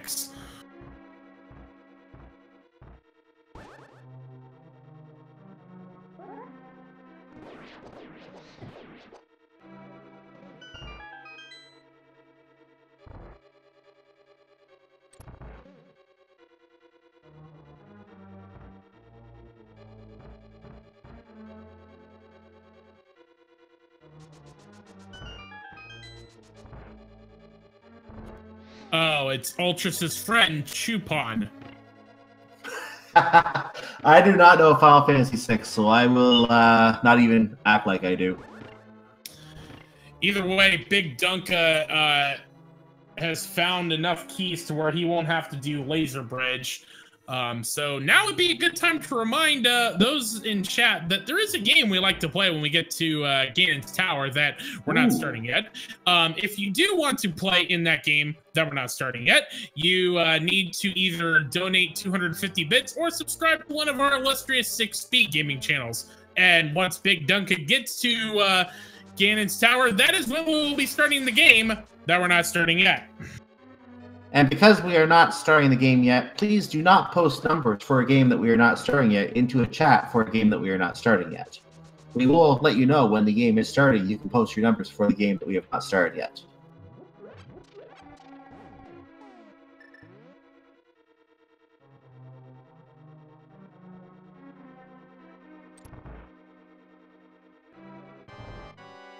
And BigDunka gets into the Trinex fight. He fires a magic shot at the redhead on the left and slashes with his sword, kills it. The right head does get its ice breath on the floor, making the fight just a little more difficult on that side. But the head has been assailed and destroyed. The turtle now must emerge from its shell.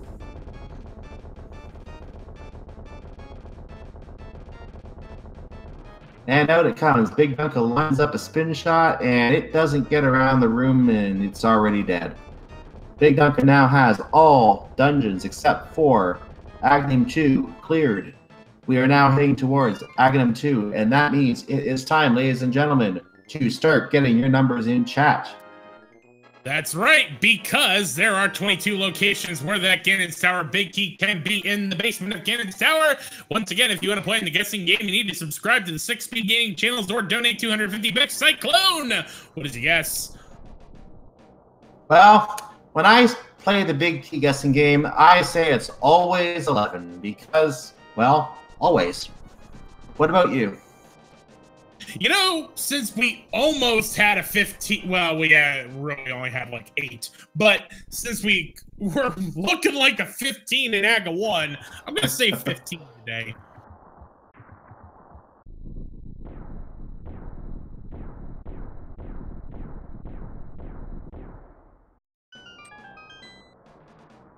I love that we have a guess of 111 in chat. And we will stop the game now, and it is time to see who is right. All right, guesses are closed. Chest number 1. Small key number 2. 3 bombs. We are going to see BigDunka go right.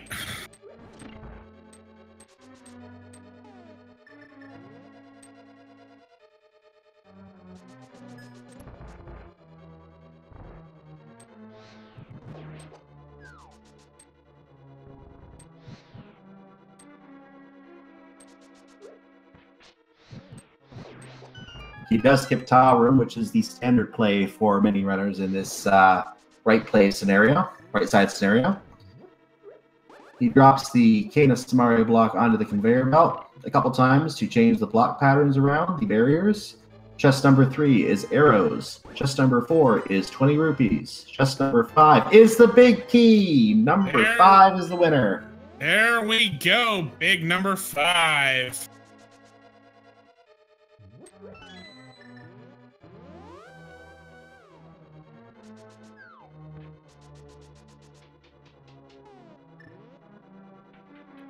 And the correct guess from a sub or supporter was number...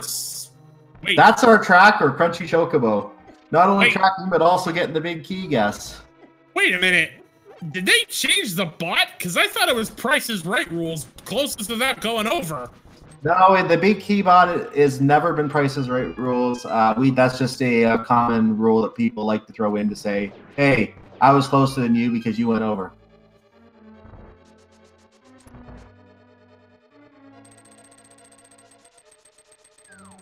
Wait a minute, that's not right then. Because we've got a couple people in chat that guessed 4 and 6, which would be closer than 7. I'm not sure either.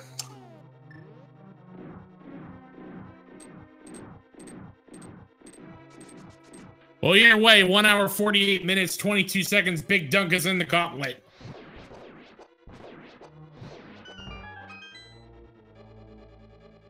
Oh, the point is that some of the people who made those guesses may not be subs or donators. So those 4 or 6 guesses would not have registered. The guess would have been limited to subs and supporters. Yeah, I should actually listen to the rules that I blab out every time I do this game. Yeah.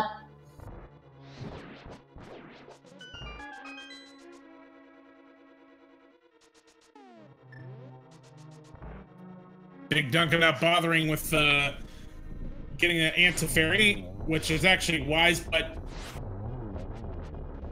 1-2 count on Lambo 2.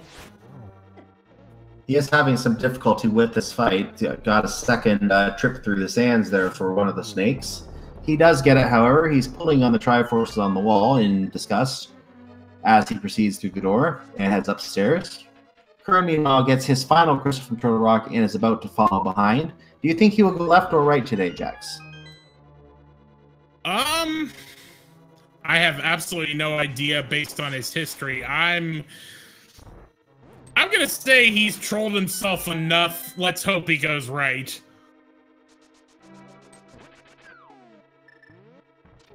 I know the common play is to do the 2 chests on the right and then move full left.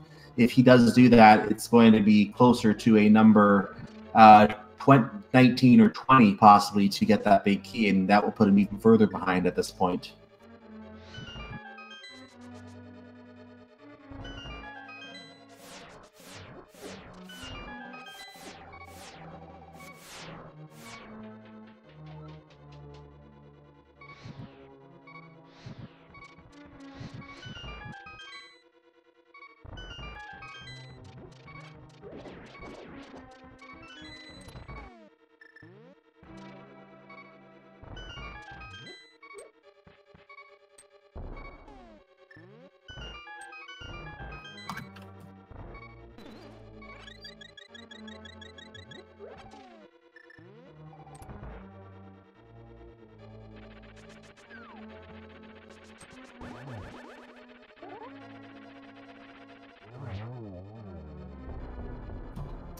All right, Trolldorm 2 down for BigDunka, leaving Trolldorm's last possession right where it belongs. And unfortunately, Qirn is going right.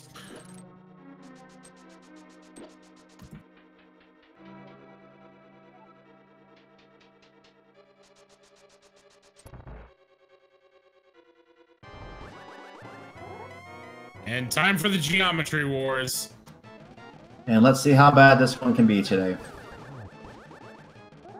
Well, I believe Aga 2 follows Aga 1, so he's going to be... the real Aga is going to be throwing a lot of blue balls, but the fake ones are setting up nicely if you dodge them.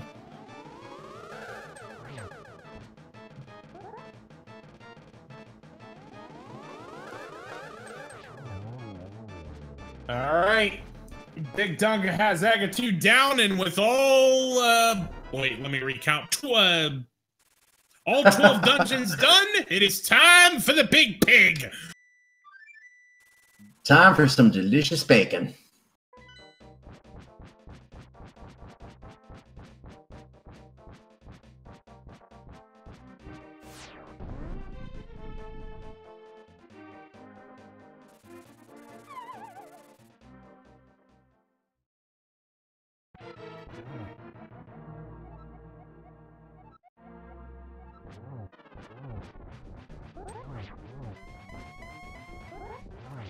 That'll be a nice setup for BigDunka, and does get into phase 2. Very good setup. He is getting those hits in, and I think he has enough to go to phase 3 at this point. Yep. It's time for teleporting with bacon. Amish Car Bomb, all dungeons. It was all dungeons because that was the option that was set up. You had to do all 12 regardless of whether it was Aga 1 or PED, but it actually was an Aga 1 seed.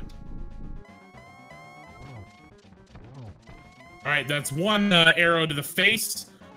BigDunka misses the torch glitch, but that shouldn't be a problem with those silver arrows he's got. That's 2. 3. 2 more hit. Oh. One more hit, we have some bacon. And that'll do it. Breakfast is served as BigDunka just has to cross a bridge, and that will be the seed. And that will be win number 1 in a best of 3 for BigDunka. Walks through the door and finishes... Oh, sorry, he does finish with... It's all right. BigDunka finishes with an official SRL time of 1 hour, 53 minutes, and 59 seconds. Spam those GGs in chat. And the seed rightfully saying, a winner is you. BigDunka is indeed the winner of this first race. Qirn is still going to go ahead and finish the seed here, it looks like. So we are going to get to see both runners finish. And we're going to get the second race underway in the meantime, as we are going to have, obviously, a 20-minute delay on the second race as well. So the second race will probably be starting shortly so we can have it broadcast here as well. Yep, this the second race will be on this channel following the conclusion once Qirn does take out the Big Pig. It will be another all-dungeon seed, but it's going to be swordless and hard mode. So it's going to just get worse. Yeah, if you thought this seed was bad, let's take away the sharp pointy stick and let's see how much worse it can get. Because of the fact that it is going to be back-to-back, we are not going to get to see or get an interview from BigDunka and Qirn, but I gotta say, for race number 1, it really just kind of came down to the fact that Qirn did that sequence break gamble of Ice Palace to get the bow, which it looked good. It looked good early on, but the way that the item progression laid out and how linear the seed was in a lot of ways, it kind of came back to bite Qirn with the hammer being the first item in Swamp Palace. I completely agree. I couldn't agree with you anymore on that. If it was not for the fact that the fire rod was located down on in Coldstair's tomb, that would have been a really that would have been an excellent play, and Qirn would have had a huge advantage at that point. It's just the way the items were laid out. It required a double dip of Ice Palace in Qirn's play, and that is really what did Qirn in on this race.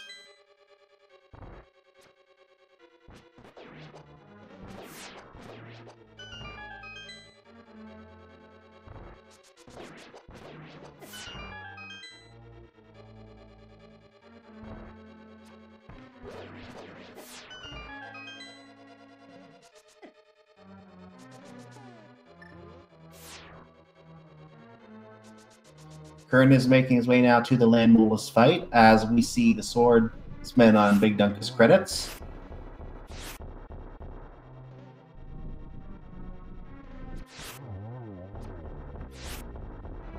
Qirn having a little difficulty with that landless fight. But he does use the silver arrow into the skull of the final snake to take it down. He continues north and up the stairway himself. Gets his KSMR out for the next room, which has a batch of Wizrobes in it. And what Wizrobes? Pretty much mowed down like they usually are in the randomizer. Blink and you miss them.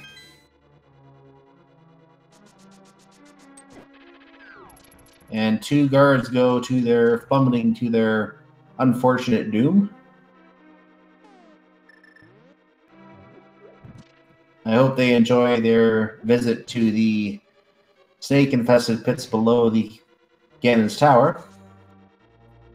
I didn't realize there were snake-infested pits below Ganon's Tower. Today you learn.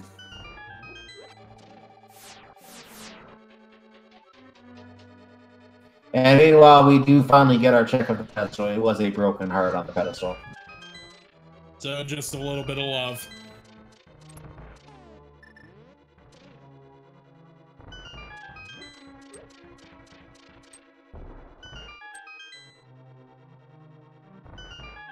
Qirn 2 bypasses the second to last chest. Nothing he needs at this point, except the gold sword might be a nice to have. We don't know where that is, but he does pass that chest.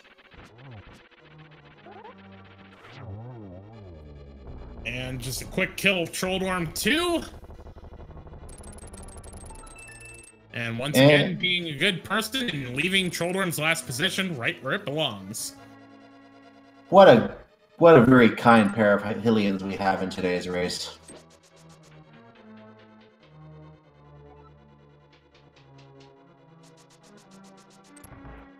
And Geometry War time for Qirn. The Agahnim triangle forms, and the first shot is a single. And Qirn is going to go ahead and do some... This is a triple. Oh. Well, both of these are going to be blue balls. Completely misses there. I think that only counts as one because they both hit at the same time. Yeah, I think that is the case.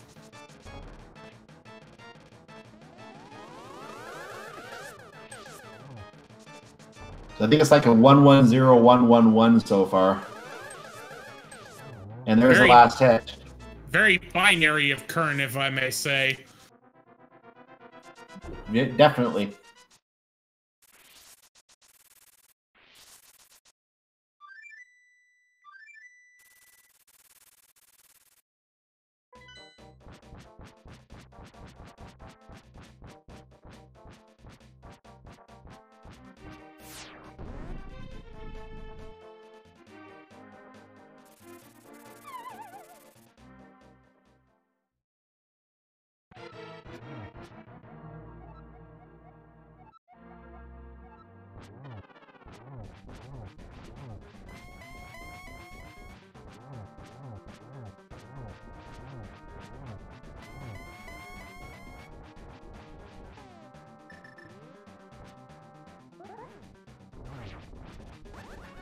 Ooh, Qirn was trying to get the block.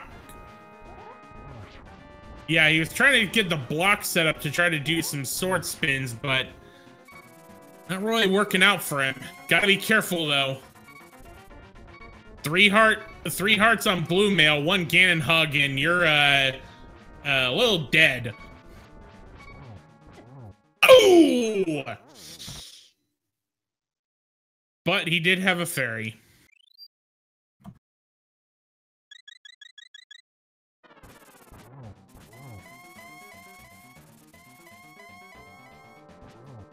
All right, phase 3 for Qirn.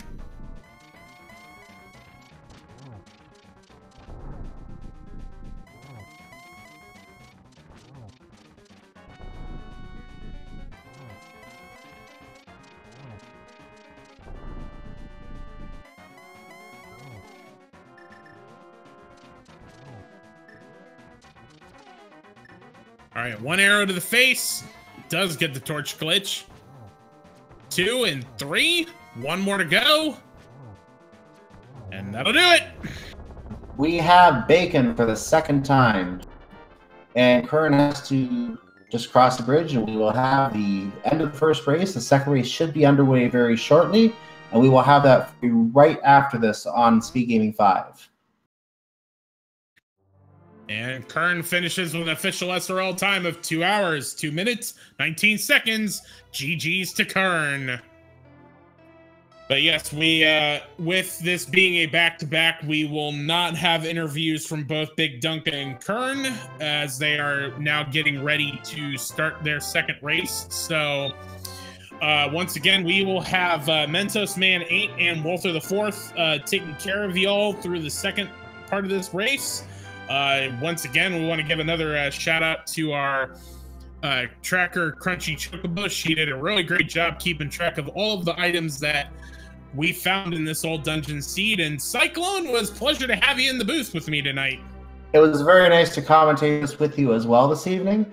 I have to say that was quite a seed for the 1st race. And if all of you folks in chat thought this was a really great seed, we're taking away the swords. You have not seen nothing yet. Get ready for some masochism coming up here. We also, yeah, because we're also up in the difficulty. We got swordless mode and hard mode and all dungeons. So Shudder.